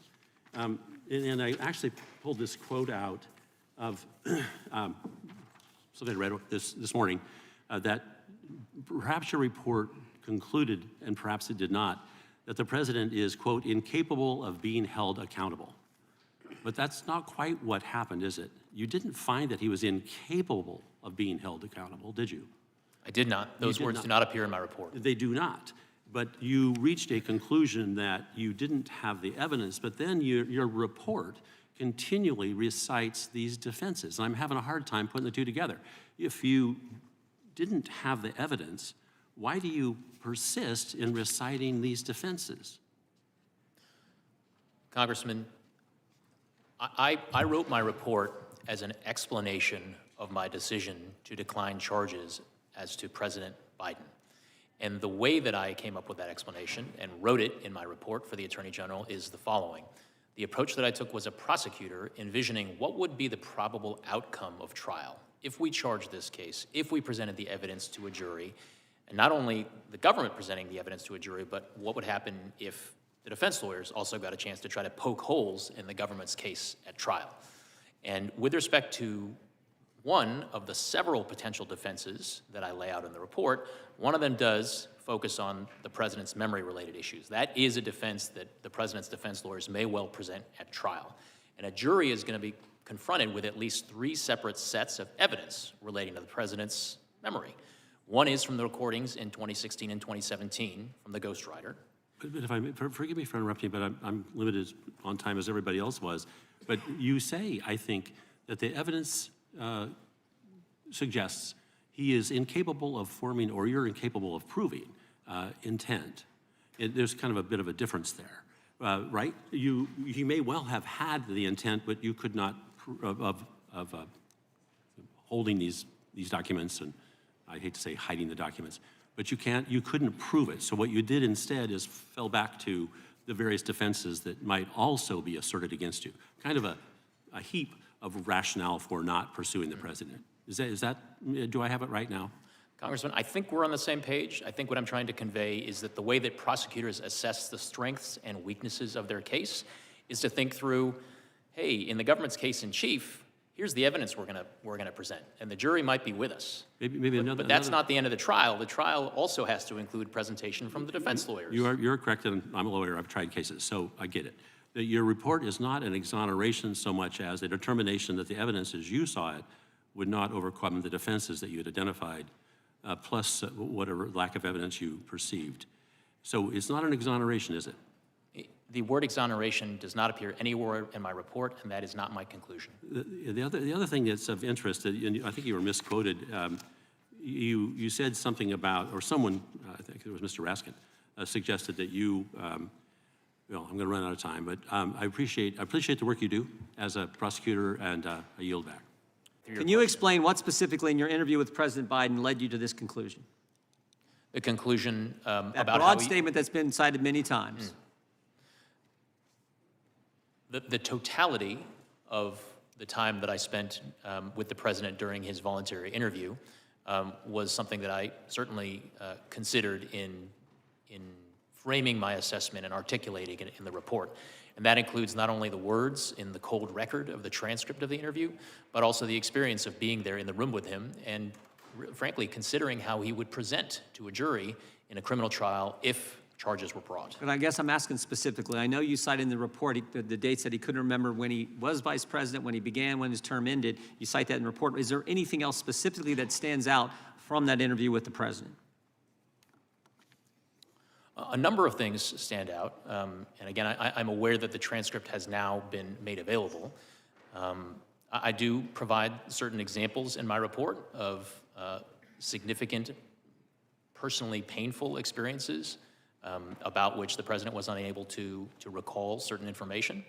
I also took into account the president's overall demeanor in interacting with me during the 5+ hour voluntary interview. So it was a wealth of details about being there in the moment with the president, including his inability to recall certain things. And I'll also say, as reflected in the transcript, the fact that he was prompted on numerous occasions by the members of the White House counsel's office. I read that. The brief look I had at the transcript this morning, because we just got it this morning, I saw some of that. Chair now recognizes Mr. Kiley. Mr. Hur, why did the White House ask you to remove parts of the report? What was the reason they gave for that? I don't have the letter in front of me, Congressman.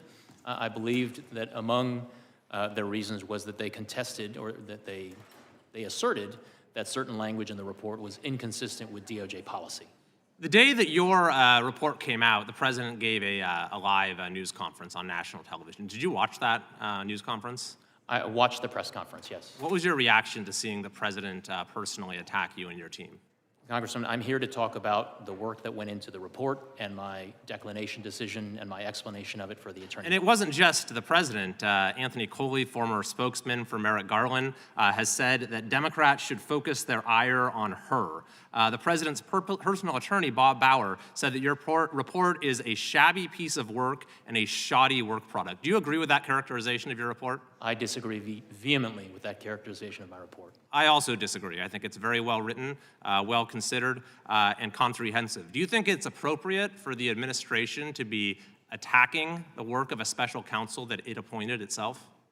Congressman, I'm not going to comment on the propriety of the administration's reaction to my report. What I can tell you is that I stand by the report and the work that went into it. Today, the ranking member started his opening statement by saying, Mr. Hur completely exonerated President Biden and called your report a total and complete exoneration. Mr. Hur, did you completely exonerate President Biden? That is not what my report does. Was your report a total and complete exoneration? That is not what the report says. So the statement by the ranking member was incorrect, yes? As I said, the report is not an exoneration. That word does not appear in my report. Based on the facts and anticipation of defenses presented in your report, could a reasonable juror have voted to convict? As I said in the report, some reasonable jurors may have reached the inferences that the government would present in its case in chief at trial. So a reasonable juror could have voted to convict based on the facts that you presented? Correct. If you were on the jury, would you have voted to convict? I have not engaged in that thought exercise, Congressman, and so what I'd like to stick to is what's in the report, which is my assessment as a prosecutor. Sure. And what you did find in the report is that the president, you said this is page 200, risks serious damage to America's national security through his handling and mishandling of classified materials. And you identify, quote, a strong motive for the way he handled those materials. Two of the motives you cited was his desire to run for president and his desire to sell books. So a reasonable inference for your report is that the president risked serious damage to America's national security in order to make money and advance his personal political ambitions. Is that correct? The report includes a description of the evidence and different inferences that reasonable jurors could draw from the evidence. And you also note that the president described his predecessor's handling of classified materials as totally irresponsible. And your report concludes that Mr. Biden's emphatic and unqualified conclusion that keeping marked classified documents unsecured in one's home is totally irresponsible applies equally to his own decision. Is that correct? That language does appear in the report. You cite as a mitigating factor the fact that the president cooperated in the investigation. But at the time that the investigation was happening and these acts of cooperation occurred, the Mar-a-Lago investigation was already a matter of public record, correct? I believe that's correct. So we already had a public debate about the handling of classified documents and the potential application of the criminal laws to that general set of circumstances. I think that's fair. And so the president, when he decided to cooperate or not cooperate, had to know that that decision to cooperate or not cooperate would become known to the public and he would be judged accordingly. Is that correct? I'm not in a position to opine on what was or was not in the president's. But it's relevant to your analysis as to whether or not it counts as a mitigating factor. If he knew that he was going to have to be judged based on whether he cooperated or not, that would lessen its value as a mitigating factor. So did that, in your analysis, lessen its value? We undertook a comprehensive assessment. So that specific factor, did it lessen its value as a mitigating factor? That and all facts relating to the president's cooperation with our investigation. Another factor you discussed is deterrence. And you say that deterrence actually, the factor actually counsels against bringing charges here, because you said, as for general deterrence, future presidents and vice presidents are already likely to be deterred by the multiple recent criminal investigations and one prosecution of current and former president and vice presidents for mishandling classified documents. So that one prosecution, of course, is the indictment brought by Jack Smith. So by the very terms of your analysis, Jack Smith's indictment actually counseled against and was counted against bringing charges in this case. Is that correct? I'm sorry, Congressman, I don't follow your drift there. Well, you said that there's already deterrence because there's this prosecution out there in a prior case related to classified documents. So we don't need to bring another case to establish deterrent value. That was the essence of your analysis, correct? Congressman, what I'll say is that I will stand by the way and the specific words in which I characterize my assessment of deterrence value of a case under the principles of federal prosecution that's on page 254 and 255 of my report.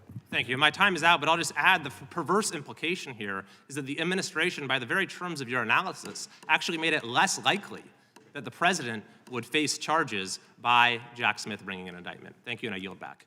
The gentlewoman from Wyoming is recognized. Special Counsel Herr, when you determined that no criminal charges should be brought against President Biden in this matter, you focused on the specific facts surrounding the classified documents, where President Biden stored them, and on his memory and age. You wrote that President Biden's, quote, memory was significantly limited during his recorded interviews with the ghostwriter in 2017 and during his interview with the Special Counsel's Office in 2023. You also expressed concern that prospective jurors would be persuaded by President Biden's presentation as a sympathetic, well-meaning elderly man with a poor memory.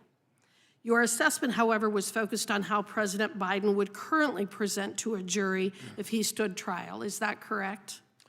That was an element of my explanation to the Attorney General for my decision. It was not the only element. Okay, that wasn't my question, but it was one of the things that we were considering was his current state of mind, his current memory.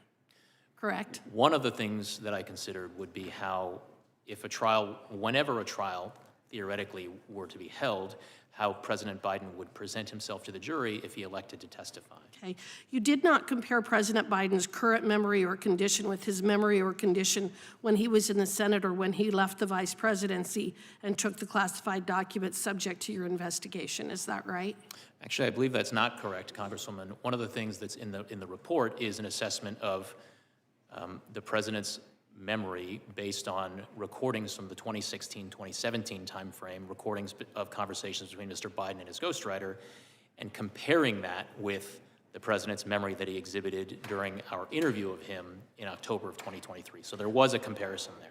Okay, so, but unless there was some issue undisclosed to the American people during his 50 years in office, you found that Mr. Biden fully understood his legal responsibility related to the handling of classified materials, which is why you concluded in your report that Mr. Biden, quote, willfully retained and disclosed classified materials after his vice presidency when he was a private citizen. You state that on page 1, correct? I believe that what I stated on page 1 was that we identified evidence that Mr. Biden willfully retained classified information after the end of his vice presidency, but ultimately we concluded that the evidence was insufficient to warrant. I understand that. Please listen to my question. What I'm getting at is that Mr. Biden fully understood that he could not keep classified information at his home as both a former senator and vice president. Isn't that right? He understood that, correct? My understanding is that based on the evidence, my assessment was that a jury. That isn't what my question was. Please listen to my question. My question was that Mr. Biden understood when he was a senator and vice president that he could not keep classified materials at his home, at his garage, and in other offices. Is that fair? I don't think that's accurate, Congresswoman, because when Mr. Biden was vice president, he was authorized to have classified material in his home. But after he left, he knew that he was not entitled to keep classified information at his home, correct? After he left, there is evidence to suggest that he knew that he could not legally have classified information in his home. However, there is evidence with respect to his notebooks that he believed he was authorized to keep the notebooks at home based on precedent. Based on precedent. You know, I guess the way that I would put it is this. President Biden knew better. He knew that he wasn't entitled to keep these documents from when he was a senator, and he knew he wasn't entitled to keep these documents after he had left the vice presidency. But because he's now suffering from an impaired memory, as you so delicately put it, he got away with it. Is that fair? Congresswoman, what I stated in my report is that there's certainly evidence that some jurors could infer to suggest that Mr. Biden willfully retained and disclosed national defense information. But in my judgment, the likely outcome of a trial, the probable outcome of a trial, is not a conviction. I have represented a variety of clients over the years in actions against the federal government over, in fact, several decades of time.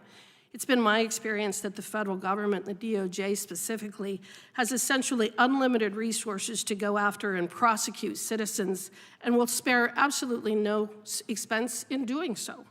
It has also been my experience that the DOJ is not only overly aggressive in these cases, but makes it clear that part of the reason for such aggression is to make an example of the poor soul who is the subject of such action. In other words, so that other people will not engage in the same kind of conduct.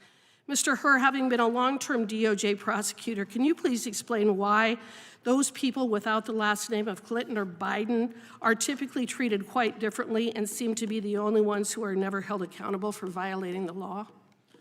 Congresswoman, one of the things that I explain in my report is the fact that there are historical precedents with respect to former occupants of the White House and their retention of classified materials after they leave. So I'm asking specifically about Mrs. Clinton and Mrs. Hillary Clinton and Joe Biden.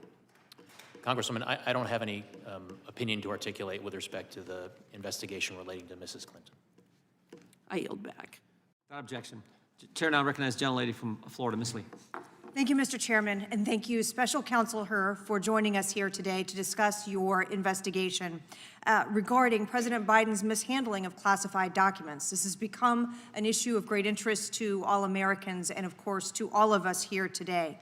As is outlined in your report, despite the discovery of confidential and top-secret records located in the president's personal residence in Delaware, including in his garage, office, and basement, the department declined prosecution, and my colleagues' questions today have focused on the highlights from your report, specifically referring to President Biden's mental capacity, his willful disregard for the law as a private citizen, and how he would be perceived if presented to a jury of his peers.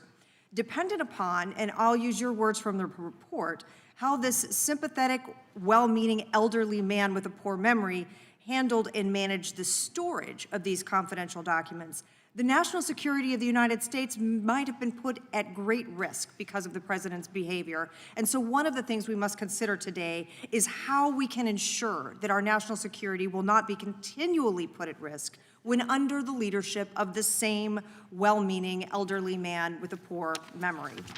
Since the release of the report, to your knowledge, has the Justice Department started to analyze a damage assessment of what may have been disclosed by these documents being mishandled and any ongoing national security risks from the inappropriate storage and retention of the documents? Congresswoman, my understanding is that such a damage assessment is underway in coordination and cooperation with the members of the intelligence community. And do you today, for us, have any information about the status of that investigation or how long it might take to conclude? I do not, Congresswoman. I'd like to turn your attention to a discussion of the distinction between proving the underlying elements of an offense and the concept of an obstruction of justice charge. Is it correct, Special Counsel Hur, that in some circumstances as a federal prosecutor, you may investigate the underlying offense, an underlying offense, choose not to charge that offense, but still have developed sufficient evidence to charge a defendant with obstruction of justice? I think as a matter of law, theoretically, that could occur. I can't bring to mind specific examples of that happening, but I suppose that if that were to happen, it would be a more difficult case to try from a prosecutor's Well, the elements are distinct, though, are they not? They are a distinct element. And isn't it similar to a case where a federal prosecutor undergoes an investigation and ultimately doesn't pursue the original charge they were investigating, but during the course of the investigation concludes that a false statement was made to a federal law enforcement officer and brings a charge under 1001? That could happen. Yes. And again, there too, the elements would be different. Correct. And in reaching your final decision related to the declination or the recommendation to decline prosecution, you considered both the underlying elements of the offenses at issue and also the principles of federal prosecution. Is that right? Correct. Okay. Now, the principles of federal prosecution, those are things that may vary case to case. Is that right? The determinations under the principles of federal prosecution are very fact and circumstance dependent. But the elements of the criminal offense are not. Isn't that also correct? Elements are defined by law, and they do not vary from case to case. And thus, those elements of the underlying criminal offense would be exactly the same from one defendant to the next. Isn't that right? Yes. So you would expect, would you not, that a prosecutor who was considering the underlying offenses that you were considering here would be looking at exactly the same elements and requirements of proof that you did on the underlying charges? Prosecutors assessing their cases under the same statutes must consider the same elements with respect to those statutes. All right. Thank you, Special Counsel Herr. And then if we could turn back to the concept of those principles of federal prosecution, those are the additional factors, aggravating or mitigating, that you might consider in ultimately reaching a charge and decision here. Is that right? They do include such things that are referred to as aggravating and mitigating circumstances. There's one thing I want to go back to, though, to be clear. It's been said today that your report is tantamount to a total exoneration of President Biden. That's not correct, is it? That is not correct. All right. Thank you, sir. So I'm going to start with the gentleman from Kentucky is recognized. Yield to the chairman. I thank the gentleman for yielding. Mr. Herr, are you opposed to the U.S. Congress having access to the audio tapes of the people you interviewed during your investigation? Chairman, I am not in a position to articulate an opinion one way or the other. That is not really up to me. I'm a former employee of the Department of Justice. I would refer you to the White House and DOJ leadership. You're an accomplished lawyer. Is there any reason why we shouldn't, why the United States Congress shouldn't have access to the same information you had access to and that was the basis of your decision? Chairman, it is not for me to opine on what materials. Well, the Justice Department released the transcripts the day of the hearing. It'd been nice if we'd had them at a more, I think, a better time for the committee to prepare for our questioning for you. They released them today. The White House and the Justice Department released them today. It'd be nice if we actually had the audio tapes too. Again, is there any reason why you can see why the American people and their representatives in the United States Congress should not have access to those tapes? Chairman, what I can tell you is that my assessment that went into my conclusions that I described in my report was based not solely on the transcript. It was based on all of the evidence, including the audio recordings. Great point, and that's where I was going. So this was valuable evidence for you as the special counsel named to investigate this issue, valuable evidence for you to reach your conclusion, and the statements you put in your report. And all I'm asking is, shouldn't the United States Congress have access to that same information? Chairman, again, it is not for me to weigh into what information Congress should or should not have, but what I will tell you is that the audio recordings were part of the evidence, of course, that I considered in coming to my conclusions. I will yield back to the gentleman from Kentucky and hopefully can yield to the gentleman from North Dakota. Yield to the gentleman from North Dakota. Thank you, Mr. Herr. In Chapter 8 of your book, or your report, you detail that Mr. Biden retained in his Delaware basement classified documents relating back to his time as a U.S. Senator in the 70s, correct? Correct.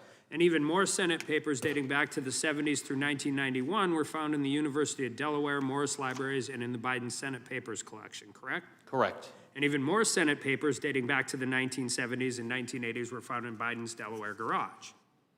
I believe yes, that's correct. And quote, Mr. Biden had nearly 50 years' experience dealing with classified information, including as a member of the Senate Select Committee on Intelligence, a member and chairman of the Senate Committee on Judiciary, a member and chairman of the Senate Committee on Foreign Relations, and Vice President of the United States, and that he was deeply familiar with the measures taken to safeguard classified information and the reasons for them, correct? That language certainly sounds familiar, Congressman, but if you have a page citation for me, I can confirm. And as Vice President, is it correct that in 2011, Mr. Biden received advice from his staff about the need to secure classified information in the form of notes? Correct. Including his first counsel, Cynthia Hogan? Correct. And he was advised in writing in 2011 by Hogan that classified notes must be obtained in secure safes and stored in secure facility. Correct. His second counsel, John McGail, also advised Biden that all of Mr. Biden's records, including his notes, would be sent to the National Archives, and Biden understood and accepted that, correct? That's correct, with the exception that Mr. McGrail was Vice President Biden's final counsel, not his second one. All right. And on his way out, Mr. Biden was also appraised of his obligations by the National Archives staff twice more that his classified notes should be secured in a SCIF. That particular fact is not immediately coming to mind, Congressman, but if you have a page citation, I can confirm it for you. Well, did Mr. Biden have 30 years' experience handling this information? He received advice from at least two separate counsels, the National Archives staff. He has demonstrated enough knowledge of the law to attack President Trump in public over the same exact issue in detail. This is where I get into this. I just have a problem with this. In your report, and this testimony, a reasonable person would conclude that Mr. Biden knowingly retained national defense information and failed to deliver it to an appropriate government official, and that he knew his conduct was unlawful. And I think that's where we end up here, and that's what the point is. Over the last 3 election cycles, there's only been 3 people who have ran for president: Hillary Clinton, Joe Biden, Donald Trump. All 3 of them have been accused of mishandling classified documents. Only one of them has been prosecuted. And that's what the American people see. That's what we see. We had Hillary Clinton, who ran a program called Bleach It on her server. They used hammers to destroy evidence. Joe Biden has a 50-year history of misplacing classified documents in numerous different places. All of these cases have the same underlying elements of the crime, the same fact patterns, and yet we only see one person being prosecuted. And with that, I yield back to the gentleman from Kentucky. When time's expired, I yield back. Gentleman yields back. The ranking member is recognized for unanimous consent. Thank you, Mr. Chair. Mr. Chairman, in light of what the chairman previously said, I ask unanimous consent that all transcribed interviews taken by the committee this year be made public. I recognize myself for 5 minutes. Special Counsel Herr, thank you for a number of things. First, thank you for agreeing to testify today. Second, thank you also for sharing your family's story at the beginning of your testimony. It is an extraordinary story of them coming to America. Third, let me also thank you for your in-depth investigation and your detailed report, and generally for your service as special counsel. It's not something that I think many people would look for, and certainly comes with a lot of burden, so thank you for your work.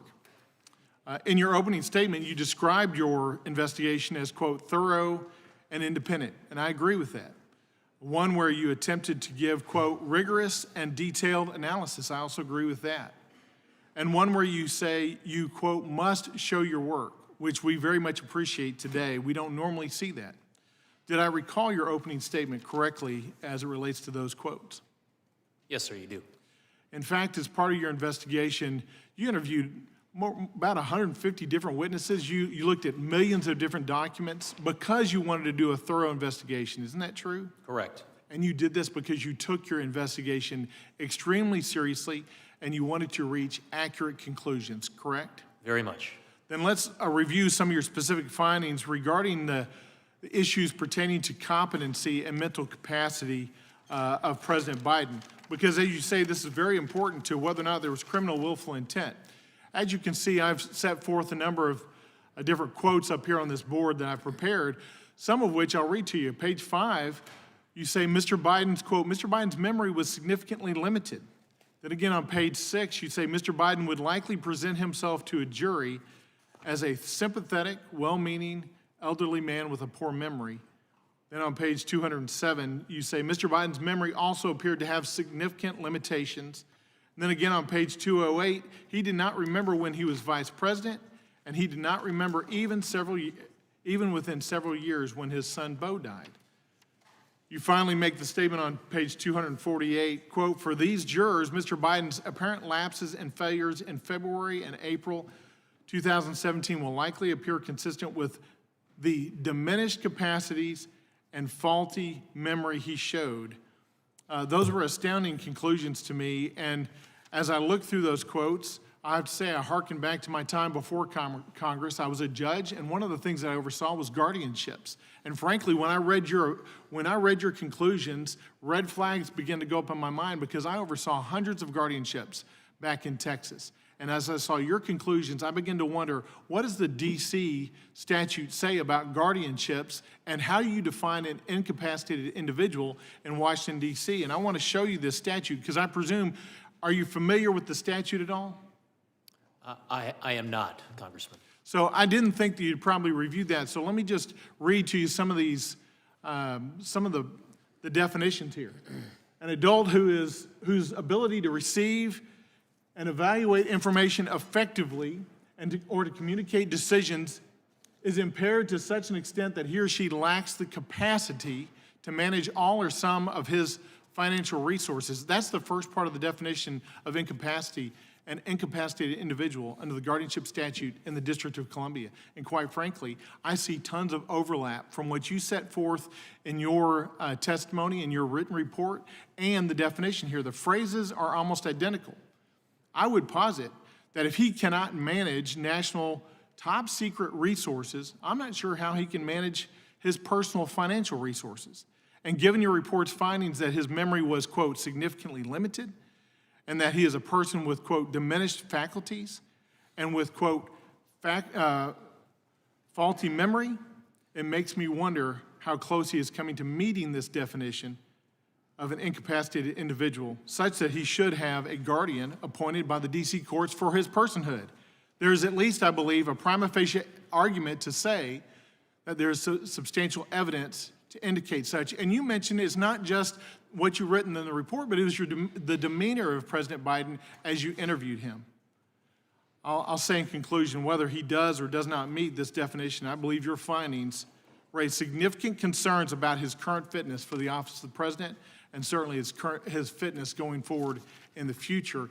And I appreciate the fact that you were brazen enough to raise this issue in this report because you knew this would be significant in your findings, but you did so based on a very significant, very detailed, very thorough, independent report, and I praise you for that, doing your duty in such a way. Thank you, Special Counsel.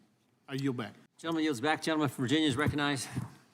Yield to the chairman briefly. I think the gentleman for yielding, I'm just pointing out Mr. Ivey raised the issue of transcripts. He has complete access to every transcript that we have done in a congressional investigation. He can go, he could show up for all the depositions, like frankly, I show up for most of those. So he has complete access to that. What we don't have is access to the transcripts of all the witnesses. We only have Mr. Biden, and we don't have access to the audio tapes of all the witnesses, which is what we're Will the gentleman seeking. yield? It's not my time. I yield back to the gentleman from Virginia. You're speaking, but it's not your time? It's my time. You yielded to me. All right. I thank the gentleman. Special Counsel Hur, thank you for being here. Your story is an impressive one. Your achievements are impressive as well. You've been a prosecutor for many years, correct? Yes, sir. I was not a prosecutor for more than a couple of years, but I still remember my record in jury trials. Do you remember your record? It'll take me a little time to reconstruct, but I think I could get there. Is it above 500? It is above 500, yes, sir. Okay. Well, I'm curious because the evidence that you outlined in your report is pretty significant when it comes to evidence that after his vice presidency, and I'm reading from your report, Mr. Biden willfully retained marked classified documents about Afghanistan and unmarked classified handwritten notes in his notebooks, both of which he stored in unsecured places in his home. Further, you noted that there's evidence that he willfully retained the classified Afghanistan documents, including the Thanksgiving memo, and had a strong motive to keep such classified documents. You outline what that motive is. Can you tell me what is the motive for keeping the Thanksgiving Day memo? One of the motives that we addressed in the report was that the issue of whether or not a troop surge should be sent to Afghanistan in 2009 was a hotly contested and debated issue within the Obama administration back in 2009, and one in which then Vice President Biden had a significant role and he felt very strongly about. I'm going to quote from your report. President Biden believed President Obama's 2009 troop surge was a mistake on par with Vietnam and wanted the record to show that he was right about Afghanistan, that his critics were wrong, and that he had opposed President Obama's mistaken decision forcefully when it was made, that his judgment was sound when it mattered most. Does that sound correct? That language sounds familiar from the report, yes. Okay. That is pretty significant in terms of a motivating factor for retaining those documents, wouldn't you say? That would be a factor that a jury would assess in considering whether or not Mr. Biden had criminal intent. And I also know that President Biden was working with a ghostwriter on a book, Mark Zwanecker, correct? Correct. And your investigation concluded when President Biden began work on his memoir, correct? At what time did your investigation conclude? With respect to the second book published in 2017, we identified evidence that Mr. Biden began recorded conversations with Mr. Zwanitzer in 2016 before the end of Mr. Biden's vice presidency. And it's your understanding that while Mr. Zwanecker interviewed President Biden, he read classified information from his notebooks nearly verbatim, sometimes for an hour or more at a time, correct? Correct. And was Mr. Zwanecker authorized to receive this classified information? He was not. And in fact, in their February 16th meeting, which has been alluded to earlier, isn't it true that President Biden read aloud and nearly verbatim classified information regarding the actions and views of U.S. military leaders and the CIA director relating to the foreign country and a foreign terrorist organization? I believe that occurred, that was captured in a recording later in 2017, I believe in April of 2017, not February. Okay.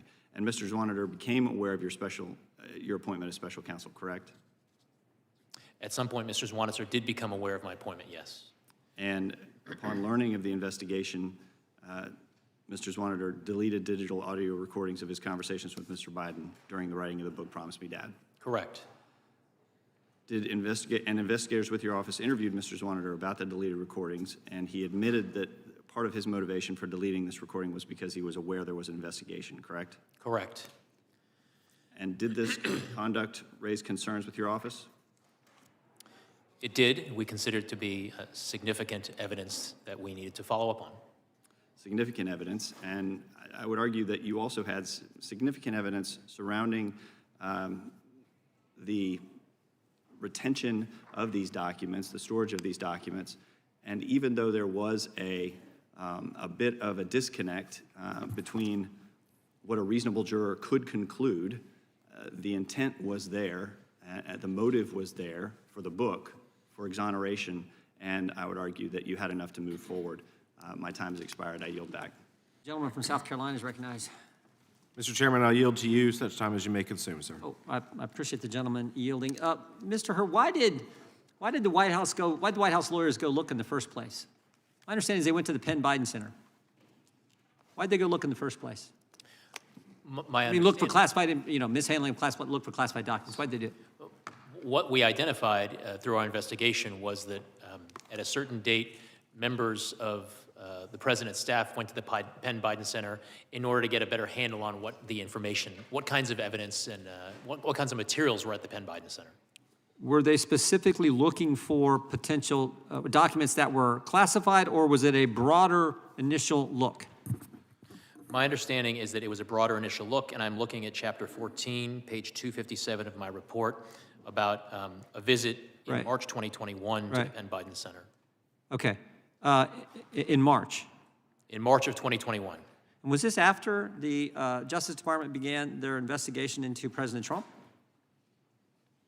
I confess I don't have the date of the beginning of the investigation into President Trump at hand, Chairman. I believe it was the same month. I believe it was after, so I was just curious of that. Now, one other thing I think is important for folks to understand is President Biden had this information everywhere. You said they initially went to the Penn Biden Center. Which location was it at? Do you remember when they initially did their look? Was it at the transition office? Was it at the temporary Penn Biden Center in Chinatown? Or was that at its current location where the Penn Biden Center currently sits here in, final location, I guess, in D.C.? Do you remember? I believe the visit that I referenced in March 2021 that's described on page 257 was to the Penn Biden Center's permanent and current location. Permanent and current. So there were three places, those three places classified information was at. Is that fair to say? That's correct. The initial transition office, immediately after the end of the vice presidency, the Penn Biden Center's temporary office, and then the Penn Biden Center's permanent office. Okay. So those, and then you had the University of Delaware Library, the University of Delaware Biden Center, right? So that's 5 total. And then you had multiple places in his home. Correct. The garage, the den, the office upstairs, and the office downstairs. Correct. So what is that? That's like 9 different places.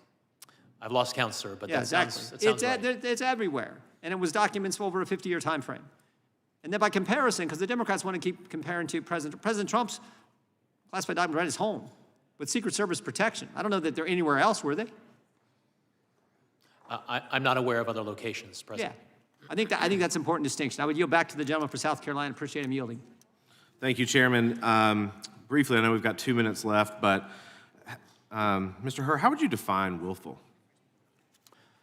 With respect to the intent of willfulness, what a jury has to conclude is that someone knew that their conduct was illegal when they engaged in that conduct. Right, it's intentional, right? It's not by accident. It's not accidental or involuntary. Correct. Okay, so here's where I disagree with your portion of the report on willful is that you have a gentleman who served 36 years in the Senate. I've only been here a year, but I understand the importance of handling classified information. He served 8 years as vice president. In 2010, it came to the attention of the vice president's staff that classified briefing books had not been returned. Even if they were returned, some of the content was missing. The same year, the executive secretary raised that nearly 30 of the classified briefing books from the first 6 months of 2010 were missing.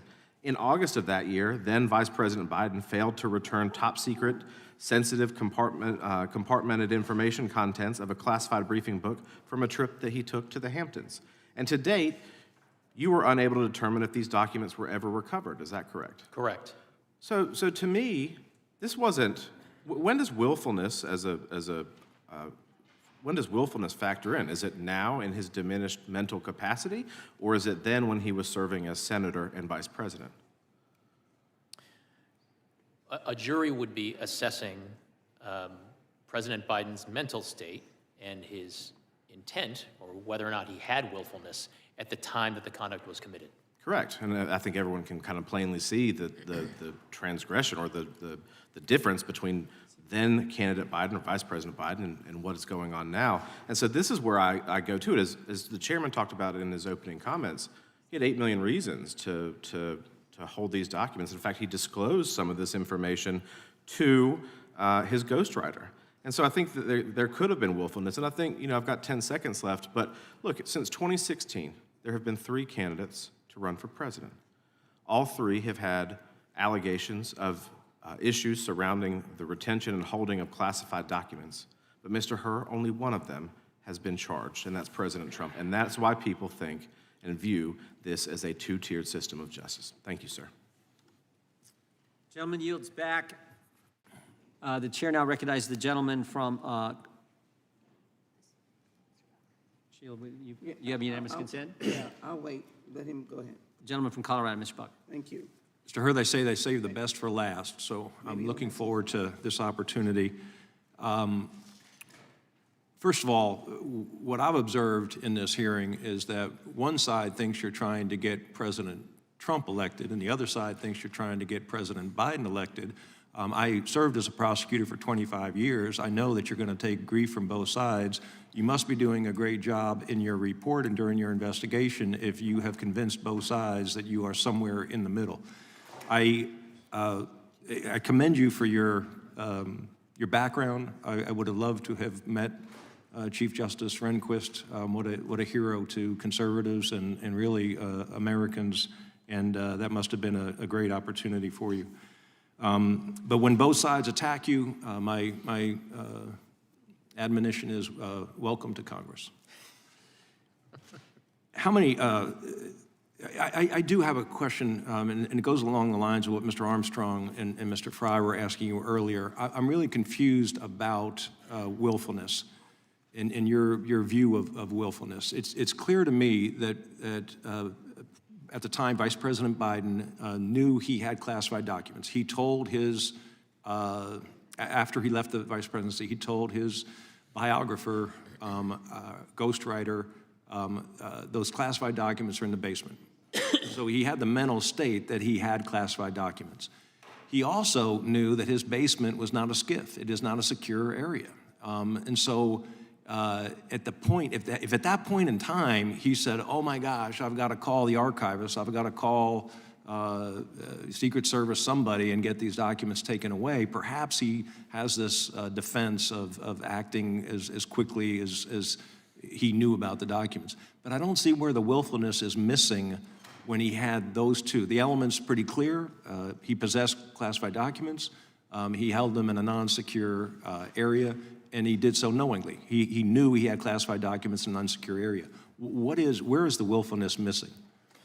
Well, sir, prosecutor to prosecutor, I certainly agree with you that the evidence in the form of the audio recorded statement where the president said to his ghostwriter, I just found all the classified stuff downstairs, that is evidence that any prosecutor would present as significant evidence in a case if this went to trial. And reasonable jurors might well infer that President Biden formed criminal intent based on that piece of evidence. But what we did in our report was to try to walk through exhaustively. You know well as a prosecutor, you need to assess with a very cold eye the strengths of your case and the weaknesses of your case, and try to anticipate arguments that defense counsel might well present at trial. And what we tried to do in our report was to walk through potential arguments that would be presented by defense lawyers at the president's trial, and to determine how, by our judgment, how jurors would receive and perceive the evidence presented, including but not limited to evidence relating to the president's memory gaps that were in various pieces of evidence that we assessed. So how do you overcome that recording where he says, I've got classified documents, he's 30 years in the Senate or whatever it is, he obviously knows how he has to treat classified documents, I've got classified documents in the basement. What is the defense to that? That it was a made-up recording, that it wasn't his voice, that everyone was wrong? How do you defend that particular fact, as well as, I did a lot of tax cases, you had to prove a pattern of conduct. And in this case, he had a lot of documents in a lot of places. How do you overcome those things? Yes, Congressman. So we walk through a number of different evidentiary gaps that reasonable jurors might focus on, as well as a number of different defense arguments that the president's defense lawyers could present at trial. The first is a theory or an argument to the jury that the president, yes, he did say to his ghostwriter, I just found all the classified stuff downstairs, but then soon thereafter forgot about the documents. And therefore, it would be difficult to convince a jury that actually he knew that it was illegal to keep the documents and he continued to do so. A second argument that we considered is that perhaps these documents never actually were in Virginia in his private rental home there. Perhaps the documents were there by virtue of staff or himself having those documents at the Delaware home from the time that he was still vice president all the way through the time of their being discovered. And finally, another theory that we walk through in the report is that there were 2 folders of marked classified documents relating to Afghanistan found in the box in the president's Delaware garage. One of them contained national defense information, and the other, it would be a more difficult task to persuade a jury that it did contain national defense information. So that argument would be premised on perhaps the president was referring to the one folder that didn't contain national defense information, but was not. It would be difficult for the government to prove beyond a reasonable doubt that he possessed the one that did contain national defense information. So I just laid a lot on you there, but we do our best to explain that at some length in the report. Thank you. I yield back. Gentleman yields back. Mr. Chairman. Gentlelady from Texas recognized. I thank you. There's been a lot of time being shared, Mr. Chairman. I asked your very brief indulgence. Wait. You got a unanimous consent or you asking a question? Your brief indulgence on unanimous consent dash question. No. You can do a unanimous consent request, but you don't get to get another round. Someone that comes to yield you time, but I don't think they can do that because everyone on the Democrat side has taken their time. You know that I appreciate the gentlelady from Texas, but you don't get to go 2 rounds. I'm not trying to go 2 rounds, but if you got a unanimous consent request you want in the record, state so. If not, then I am getting ready to do the unanimous consent request, hoping that someone would come through the door. I ask unanimous consent. It could only be a Republican because all the Democrats have spoken. I ask unanimous consent that we add to the record as stated from page 1 of the executive summary. We conclude that no criminal charges are warranted in this matter.